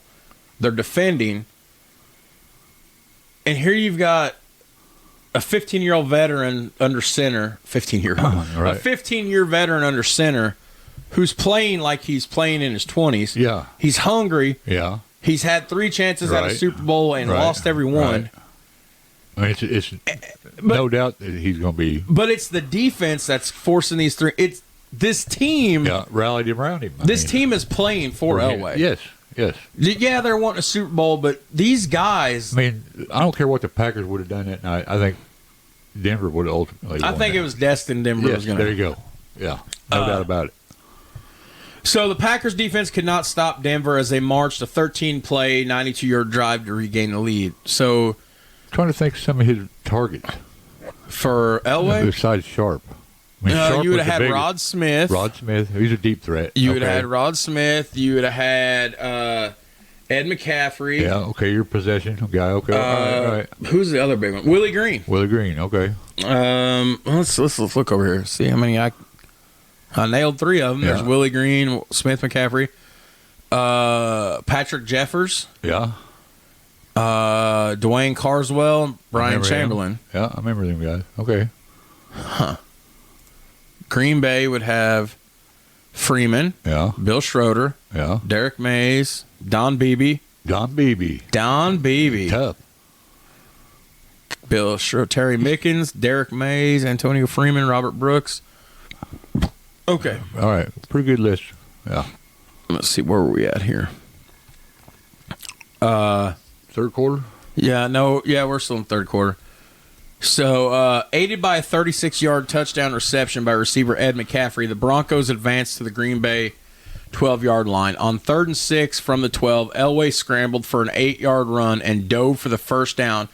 A play which he was hit so hard by Packer, it spun him. Like this has been later referred to as the helicopter play and is one of the most well-known Super Bowl images of all time. It's iconic, the Super Bowl.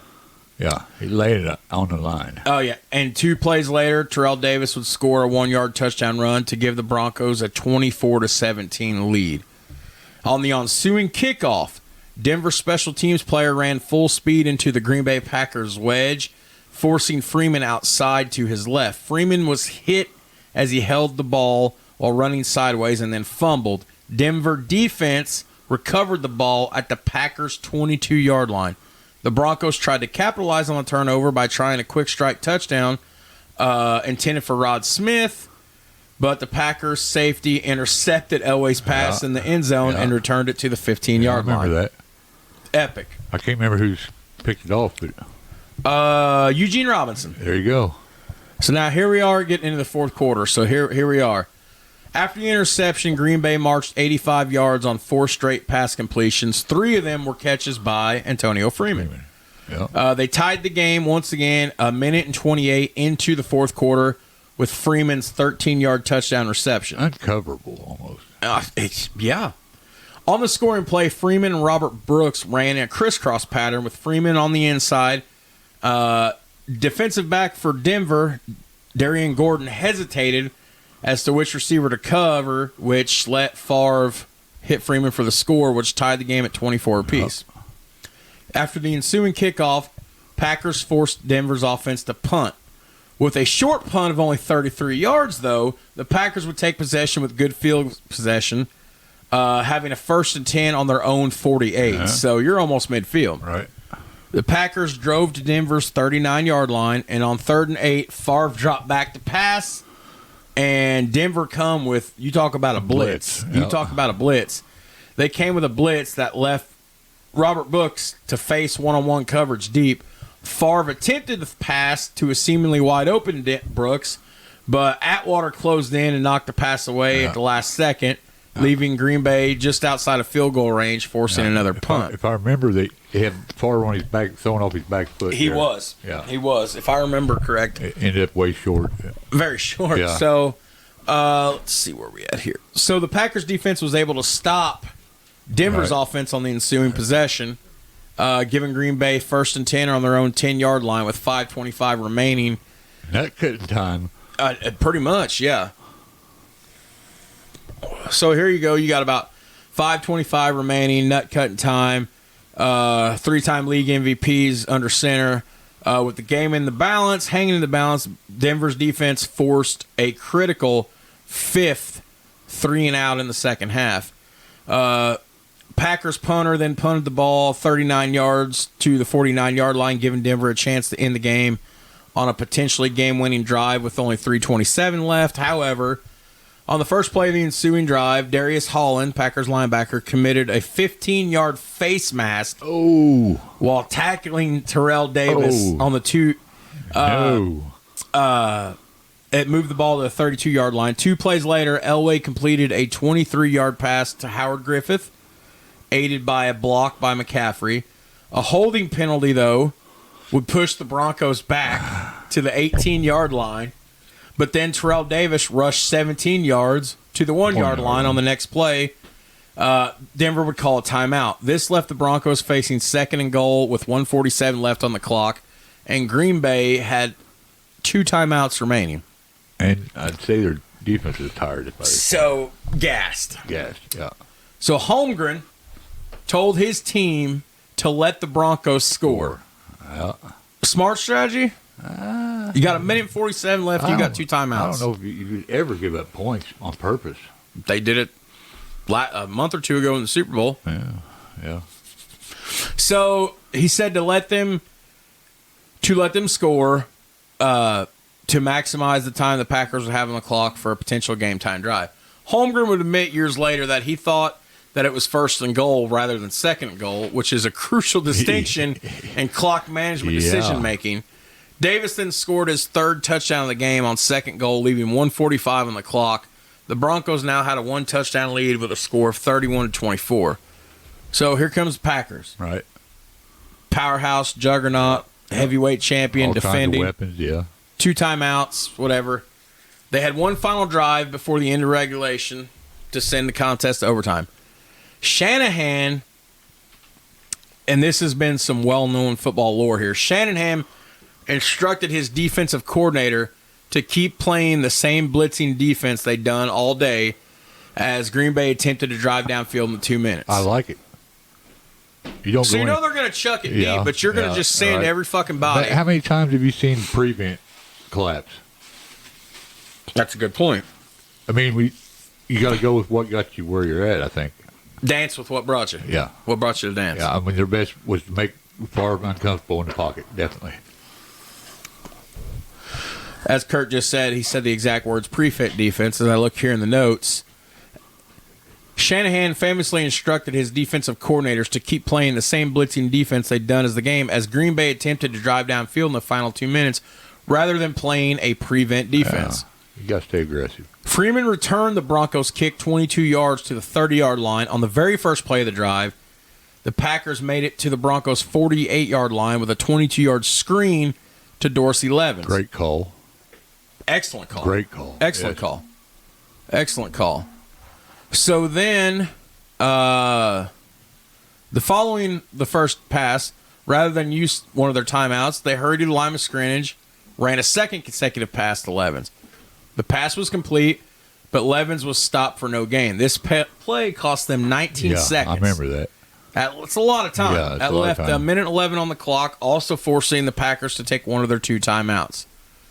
On the very next play, Favre completed another pass to Dorsey Levens. Levens picked up 13 yards and was able to run out of bounds, stopping the clock with a minute 4 left to go in the game. God, man, I remember. I'm watching this. Yeah, in my 10-year-old head, me, yep. I'm seeing this in my head right now as I'm reading this to you. The Packers had 1st and 10 at the Broncos' 35 with 1 timeout remaining. Denver defense would stop the Packers on the next 4 downs. On the first play, Favre completed a 4-yard pass to Levens, but he was stopped in bounds. The Packers hurried to the line, but 20 seconds ran off before Favre could attempt a second pass. On 2nd down, Favre attempted to throw downfield to hit Antonio Freeman, who'd been money all fucking game, right? But, let's see here, attempted to hit Freeman in both the hands and the chest on the Broncos 15, but Freeman could not handle the ball. The incomplete pass stopped the clock, but the Packers were 3rd and 6 with 37 seconds remaining. On 3rd down, Favre intended to pass for Robert Brooks, covered by Denver's Randy Hillard, but both were hit by Atwater, and the pass was incomplete. All 3 players were knocked out of the game. Because NFL rules regarding injuries to players in the final 2 minutes of the game, both teams were charged a timeout. Steve Atwater. Since players on both teams were injured and needed to be tended to. Headhunter. This left the Packers facing 4th and 6 on the 31-yard line with no timeouts, and the clock stopped with 32 seconds. On the 4th down, Denver linebacker John Mobley Okay. broke up the intended pass for Packers tight end, enabling the Broncos to take the ball back and run out the clock. Nice. Steve Atwater. So, and we're going to go through some statistics, but the final score of the game would end up being 31-24 Broncos. Yeah. Now, let's get back to my notes here. Post-game wise, what kind of stuff we got in here?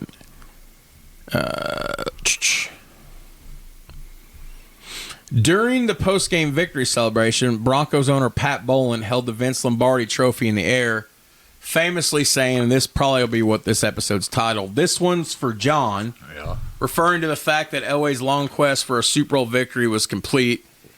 18 years later, Elway, now the manager for the team, would salute a Alzheimer's-stricken Pat Bowlen in the same way after Manning and the Broncos defense whooped that Cam Newton ass in Super Bowl 50.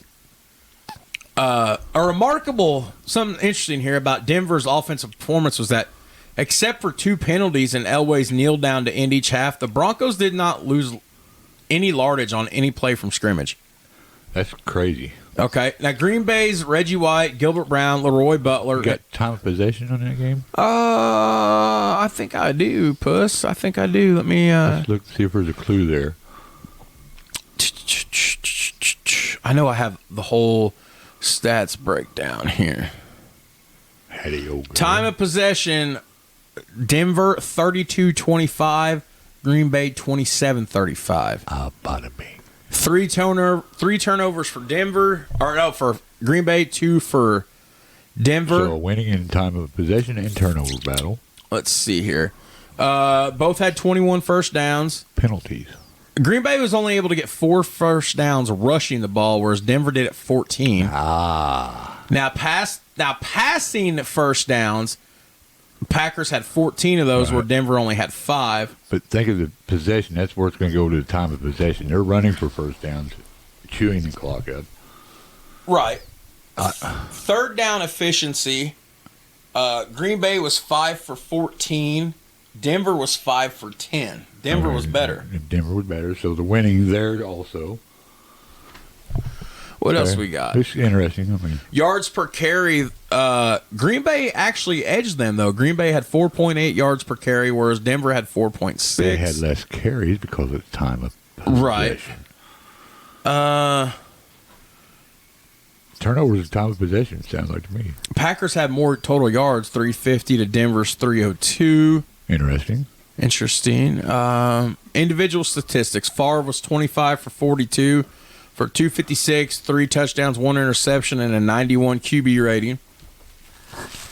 And Elway was 12 for 22, 123, 0 touchdowns, and a 1 interception.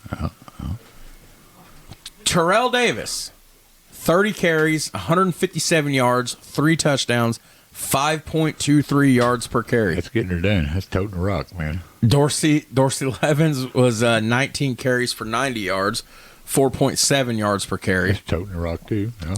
Elway. Ask me about John Elway. What about John Elway? 5 carries for 17 yards and a touchdown, 3.4 yards per carry. As far as receiving goes, it's Antonio Freeman and fuck everybody else on both sides of the ball. He was uncoverable, really. 9 receptions, 126 yards, 2 touchdowns. I hate to say it, but Antonio Brownish. And then 2 guys slithery. And Shannon Sharp only had 5 catches for. Now this is the tail end of Shannon, or close to the tail end of Shannon's career here. Let's see what else we got here in the post game. His brother Sterling was really good. Sterling Sharp. Sorry, really yeah. Good. Sterling Shepard. That's NASCAR. What the fuck? Dick Trickle. Dick Trickle. That's the greatest name ever. Oh, shit. Dick Trickle. That's a race car driving name. Man, Firmus Dick, Sharon Peanut, Dick Trickle.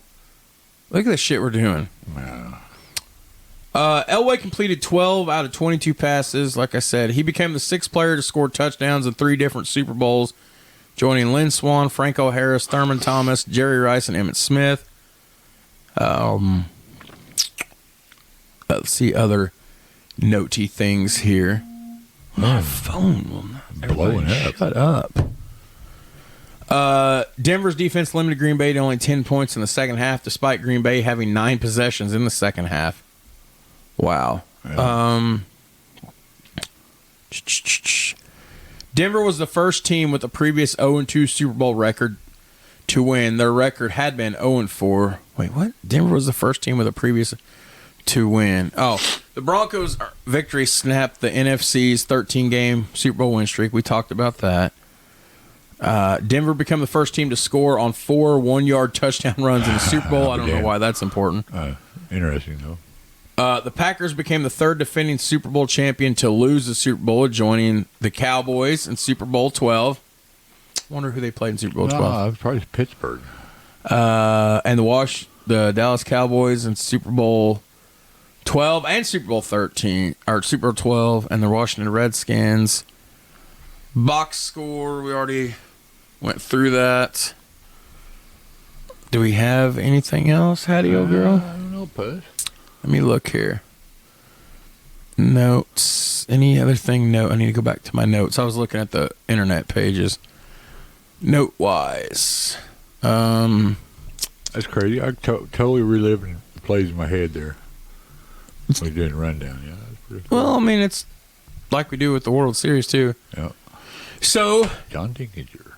Yeah, so. Charlie. Fun fact, though. Despite suffering migraine headaches that caused him to miss the majority of the second quarter, Davis was named Super Bowl MVP, and as of 2023, he remains the last running back to be Super Bowl MVP. So that tells me it's turned to a passing. Right. League. Yeah. So let's do a little word association, and we'll start to put a bow on hopefully what is us getting back to a normal schedule here. 1997 Green Bay Packers. Damn good. 1997 Denver Broncos. Underrated. John Elway. Legacy. I mean, legend. I mean, say. Bret Farve. Gunslinger. Terrell Davis. Tote the rock. Terrell Davis, migraine headaches and still managing to gut it out. Gutsy. A running back winning the Super Bowl MVP. Been a minute. The Broncos upsetting the juggernaut Packers. Not surprised it was destiny. It's good. That's good. I wanted to point something out to you here. As I want you to look at some of the tree of coaching for both of these teams and some things that line up. So, the Packers head coach was Mike Holmgren. Great offensive mind, yes. Quarterbacks coach was Andy Reid. Offensive coordinator Sherman Lewis. Wide receivers coach was Gil Haskell. Assistant offensive line tight ends coach was Mike Sherman. Defensive coordinator Fritz Shermer. Yeah. There's all these great names, all this coaching tree here. Okay, but on the flip side, you look at Denver. This coaching tree here. You've got Mike Shanahan. Yeah. Offensive coordinator was Gary Kubiak. Defensive coordinator was Greg Robinson. Linebackers coach was Frank Bush. Defensive line was George Dyer. You've got all these coaching tree people who have went on in the modern NFL since, the year 2000, the last 23 years, that have played several key roles as head coaches or assistant coaches on other teams that have been some. Think about how many coaches that Farve and Elway played for. Not very many. Reeves. Okay, Elway would play for Reeves, and he would have played for Shanahan. That's it, right? I think that's correct. Okay. Let's look at Farve. Holmgren, Mike Sherman. He played for Mike McCarthy. Yeah. That's it, though. Might be it. I mean, that's pretty cool. I mean, he played with other coaches when he went to play, in Minnesota and, the Jets, but where he's just at now. Well, in the height of his career was. Yeah. Yeah. But that's impressive that Elway, an 18-year career, still with the Broncos.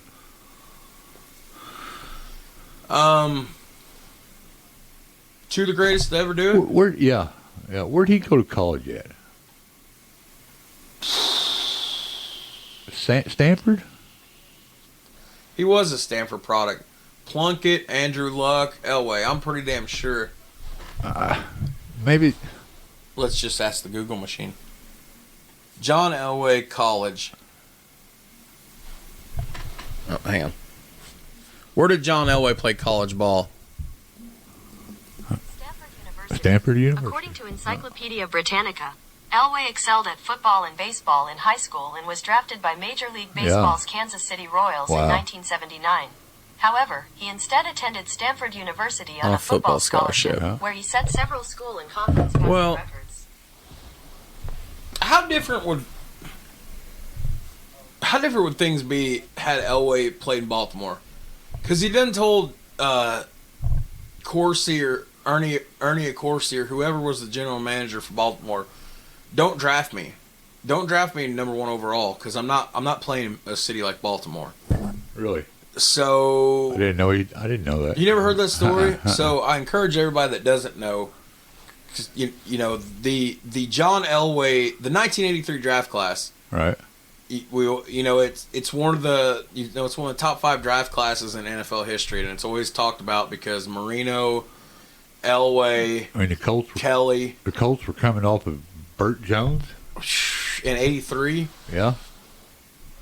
I want to say Burt was the late 70s, early 80s. Yeah, late 70s, early 80s. So they were looking. Wouldn't have been no Art Schlichter yet because that was after they were already in Indianapolis. Right. Elway, general manager, I'm pretty sure at the time was Ernie Accorsi. That's what I'm encouraging everybody to if you want something interesting to do it. Elway came in as sort of a prima donna. Like you look at him now, he did, he's not so much of a cocksucker now. He was a huge fucking cocksucker back in the day. He was kind of this golden. Oh, he was. Aikman was too, but Aikman didn't act like an asshole. Aikman, where did UCLA? Yeah. Okay. Aikman didn't act like an asshole. No, he didn't. But he basically I'm pretty sure the general manager at the time was Ernie Accorsi, and he was like, "Don't draft me in Baltimore because I'm not playing." Right. What's the Baltimore Colts do? Number 1 overall, John Elway. Elway never played down. Elway threatened to go play professional baseball with the Royals, like he was, because they had drafted him. Right. And how different would shit have been had Elway stayed in Baltimore with the Colts, and then when they left out, and what was it, 84 or 85 for the city of Indianapolis, how different would shit have been to go, because then if you have Elway playing in Indianapolis, you don't have the troubles you have with guys like Art Schlichter and Jeff George and Jim Harbaugh. Right. So then you got Elway under center. Do you draft a Peyton Manning 2 months later? No. Probably not. Probably not. No. Or you're probably not even in a position to draft Peyton Manning, because with Elway you're going to be a lot lower in the draft than the top pick. So then there's no Peyton Manning era in Indianapolis. Without Peyton Manning missing 2011, there's no Andrew Luck era in Indianapolis. Right. How different would things have been? It'd be a lot different. A lot different. That's the thing. I wish we could. You an Elway fan? I've never been a Broncos fan, but I'll be I think I'm an Elway guy. Right. I like John Elway. I like John Elway's style. He was a tough guy. Had a cannon for an arm. Yeah. You know who else? You know who else I like that doesn't get the praise they deserve? Elway, which you can say what you want. Elway's got 2 Super Bowl rings. I'm pretty sure it was 98, 99. Yeah, I think they won back-to-back. Yeah. Elway's got 2 Super Bowl rings. You know a guy I like that doesn't have a ring? That's vastly underrated? Cleveland Browns. 80s. 90s. Benny Testaverde? No. Bernie Kosar. Bernie Kosar, okay. Yeah. Number 19. Yeah, was he get older than you? I feel like I should know that. Google machine. See? I know, we know Benny Testaverde did. Yeah. The U. Where did Bernie Kosar play college football? The University of Miami. Look at you. According to Wikipedia, he played college football at the University of Miami, where he led the team to a national. We've had a lot of talk about my Hurricanes here. The U. Kosar, Jim Kelly. Guess who put out the Indiana Hoosier NCAA team? The U. A football. That's right. And they beat the girls. They put the girls' college team out, too. Hey, what's going on there, folks? You and I haven't talked a lot of college basketball, but for the last 10 years or so, Jim Larinaga has done wonders for the Hurricanes college basketball program. Great coach. I think when you look at the tiers of college coaches, with more got the circle of life. People are dying every day. We're getting older every day. People are retiring every day. But when you look, let's just say the last 10 years or so, when I've been really immersed in a lot of college basketball for about the last 10 years or so, when you look at that tier, that first tier, you had like your Coach K and, Bill Self, and you had Patino and Calipari and Boeheim and Roy Williams and all them guys. Well, then you look at that second tier, and that second tier would be guys like Larinaga, like Greg Shockey, Bruce Pearl, my boy Bob Huggins, Sean Miller. Yeah. Then you go the next one, you got guys like Archie Miller and Shaka Smart, Larinaga has what they've done for the Hurricanes basketball. And I'm not a Hurricanes basketball fan. I'm a Hurricanes football fan. But Larinaga's made that a pretty destination. There's a lot of kids. I mean, it's Miami. You're not going to have a hard time selling kids. You want to play college ball in Miami? See bitches on the beach all day? I mean, sorry, I said bitches, but you want to see titties on the beach all day? I mean, titties. I mean, it's not boobies, but it's the culture. Yeah. Why does everybody want to go play Calipari in Kentucky? Now, granted, they've not done a lot in the last decade. Well, they still go. Why do they go, though? What's Calipari do? What's keeping them from going? They don't play IU every year. What's fucking take. What's Calipari Come do? on, you gotta spark that rivalry back up, damn it. What's Calipari do? Recruit. I don't know. Puts guys in the NBA. Yeah, that's true. What's One and done. What's Saban do for Alabama? One and done. What's Saban do? They win championships. They put guys in the NBA. Yeah. Saban does? Or the In NFL. Fucking Saban's so good now he's crossing sports. Yeah. I fucking hate Bama. What do you think of the Final Four this year? You know, honestly, I had San Diego State going to the final game, man. I think one of my brackets I had them making the Elite Eight, but not making it any further. Same here. I did not see another one seed going down though. FAU Florida Atlantic with close ties to this area. Their coach. How? Hey Doyle. Nah, fuck it. Well, he's like a coach at Eastern Green or something. Oh, was it? Yeah. Or it had something to do with Eastern Green. I wish, damn it. Green County? Yeah, Green County. That's like right back your back door right here. Yeah. Yeah, that's right past Lagodi. He's something to do. That's Crane. Yeah, he coached somewhere in that area. I had something to do with coach. I'm pretty sure, dude. I wish he could tell us. But We have not talked. We have not done one single college basketball episode other than Well, since Bobby Knight is gone, I just don't. we've talked about. Well, you know the thing though, we could talk old college basketball. We don't have to do nothing new. We could talk stuff that's like Right. 10 or 20 years ago, probably for you, probably been more like 20 years ago. Well, I mean, you know, Bobby left in 2000, 2001, 2002, whenever it was. So that's more about when you're. There's still a lot of great college stories we could talk about. Yeah. IU winning their national championship the year I was born, 87. That was the year they last won the national title, right? The year I was born, 87. Yeah. We could talk about Fab Five, Michigan. Yeah. Because God knows I love me some Chris Webber. Yeah. C-Web. C-Web. Chris Webber, Jawan Howard. Maybe we should do Jalen Rose. next episode. Let's do college basketball.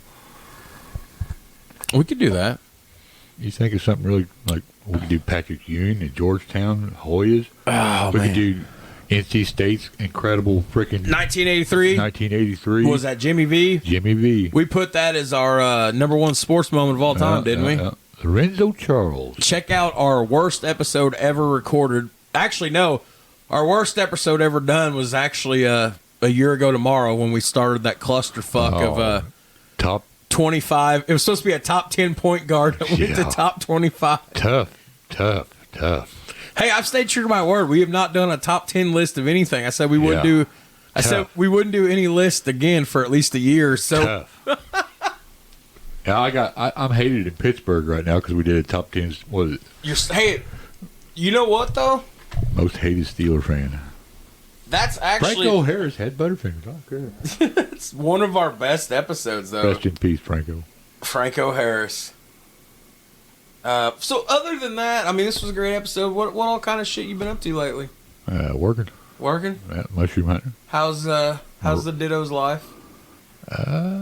You ever forget for a minute that I'm not there, and you go around the corner wanting to tell me something, then you realize, oh shit, he's not there. Well, yeah. Every once in a while. Every something pop in my head, I'll be thinking of some sports. Who do you talk sports with now? I don't. Adam Sweet. Well, a little bit. Corey. Oh boy, the Bengals fan. Freeson, yeah. Anybody ever say anything about the show anymore? No, I haven't heard anybody say anything. Of course, we haven't put it much out there. No. Hey, we're picking up downloads in Washington D.C. now. It's never happened before. The capital. I shit you not. Huh? Who would? I don't know. Somebody went through the start of this month though. For the start of this month, we already got like 8 downloads. Somebody went through and they downloaded they downloaded like 3 baseball episodes in a row. It was the 68 Tigers, then they downloaded the 2004 ALCS, and then they downloaded the Phillies Super Bowl loss to the Yankees. Super Bowl loss? Damn it, World Series. I'm fucked up. You got me all fucked up, puss. Check your vape there. Yeah, what's in my tobacco only vape here?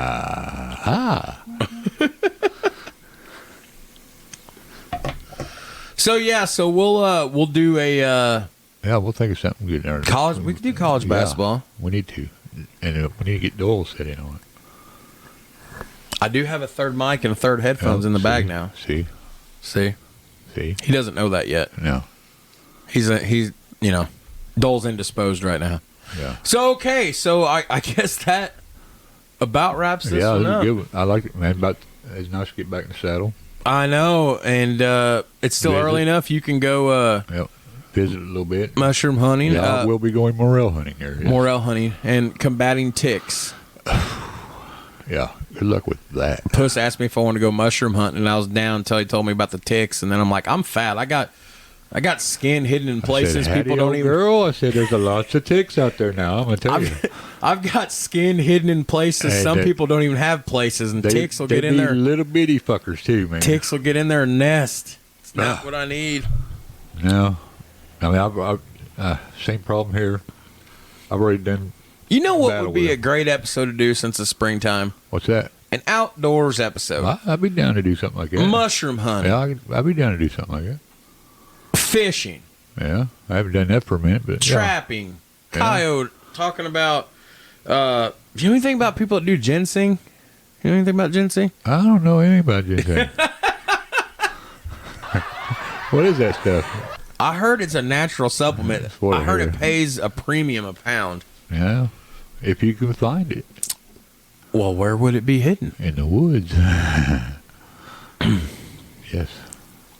That's they tried to say. Oh, I know you got something to say. They tried to say it's endangered, but I don't know. How do they figure that? I'll go find the ginseng pretty quick. How do they say that? Well, I don't know how they do that. I don't know what makes them say that. It's about extinct.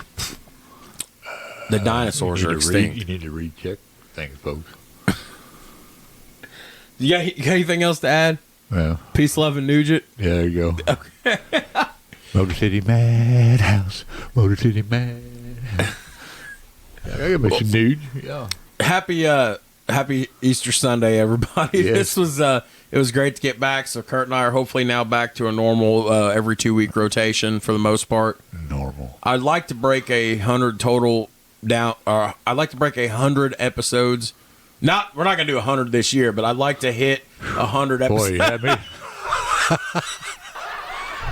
You actually thinking I was gonna busy?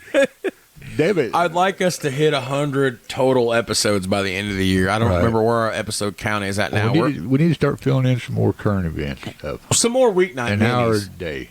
An hour a day, or an hour in a week. Yeah, and it don't even have to be a current events episode. We could do mini condensed versions of a particular single game of some instance. Right. So we'll figure something out. Yeah. But yeah. So for feedback, anybody?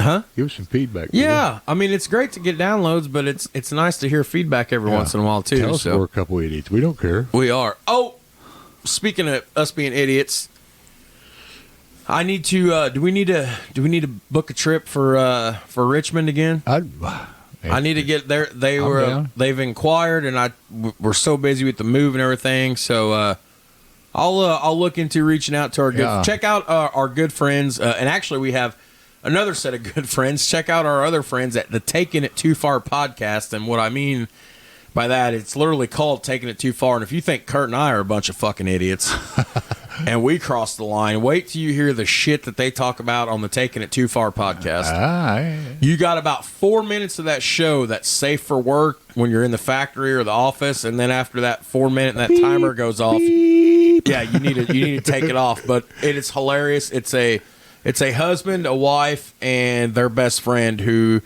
I met their best friend through a mutual friend back in January. So they've been checking out our show a little bit, and they live up in Kokomo, Indiana. So that would be a little bit further of a drive than Richmond. Still be north of Indianapolis. Yeah, they're like, it's the Taking It Too Far podcast. And they literally set a timer, and after a 4 minute timer goes off, it's like Katie bar the door. Oh, yeah? Yeah. Huh. I've heard things on that show before that. Yeah. Really? I left there questioning every decision I've ever made in life. Oh, okay. All right. Huh. They're good. It's a fun environment, Puss. All right. I might check it out. I can't say for sure that I don't know if they've went on a magic mushroom ride before or not, but Well, I mean, that's a fun trip, you know. Did you just see that? I mean, if you know, This if you ain't episode. busy for about 6 to 8 hours, you know. Wait, before we go, I want to share one thing with everybody, and I was gonna send this to you last night, and I forgot. So if you'll give me just a second, let me find it. I shared this on my Facebook, and since it's since this is what we were just talking about. It said, I can't stop thinking about the people that first ate mushrooms back in the day. They found this had to be a trial and error system. Yeah, no shit. This one tastes like beef. This one killed Brian immediately. And this one makes you see God for a week. Yeah, there you go. That's funny shit. Not all mushrooms are the same. No, who'd be the guinea pig to be trying them out? I mean, But it's funny. It's that meme I found. But can you imagine, like, okay, this one's good to eat. That one killed him. Yeah. I talked to Jesus for 2 weeks over here. you know, mushrooms. I love you, bro. Yeah, right on. Let's get the fuck out of here. Yep. Peace. For Kurt Kelly, I'm Jared Atkins. This has been another episode of Steel Toes and Scoreboards. Thank you guys for your support. Why you give it to us, we don't know. And we'll see you guys next time. Out. Peace out.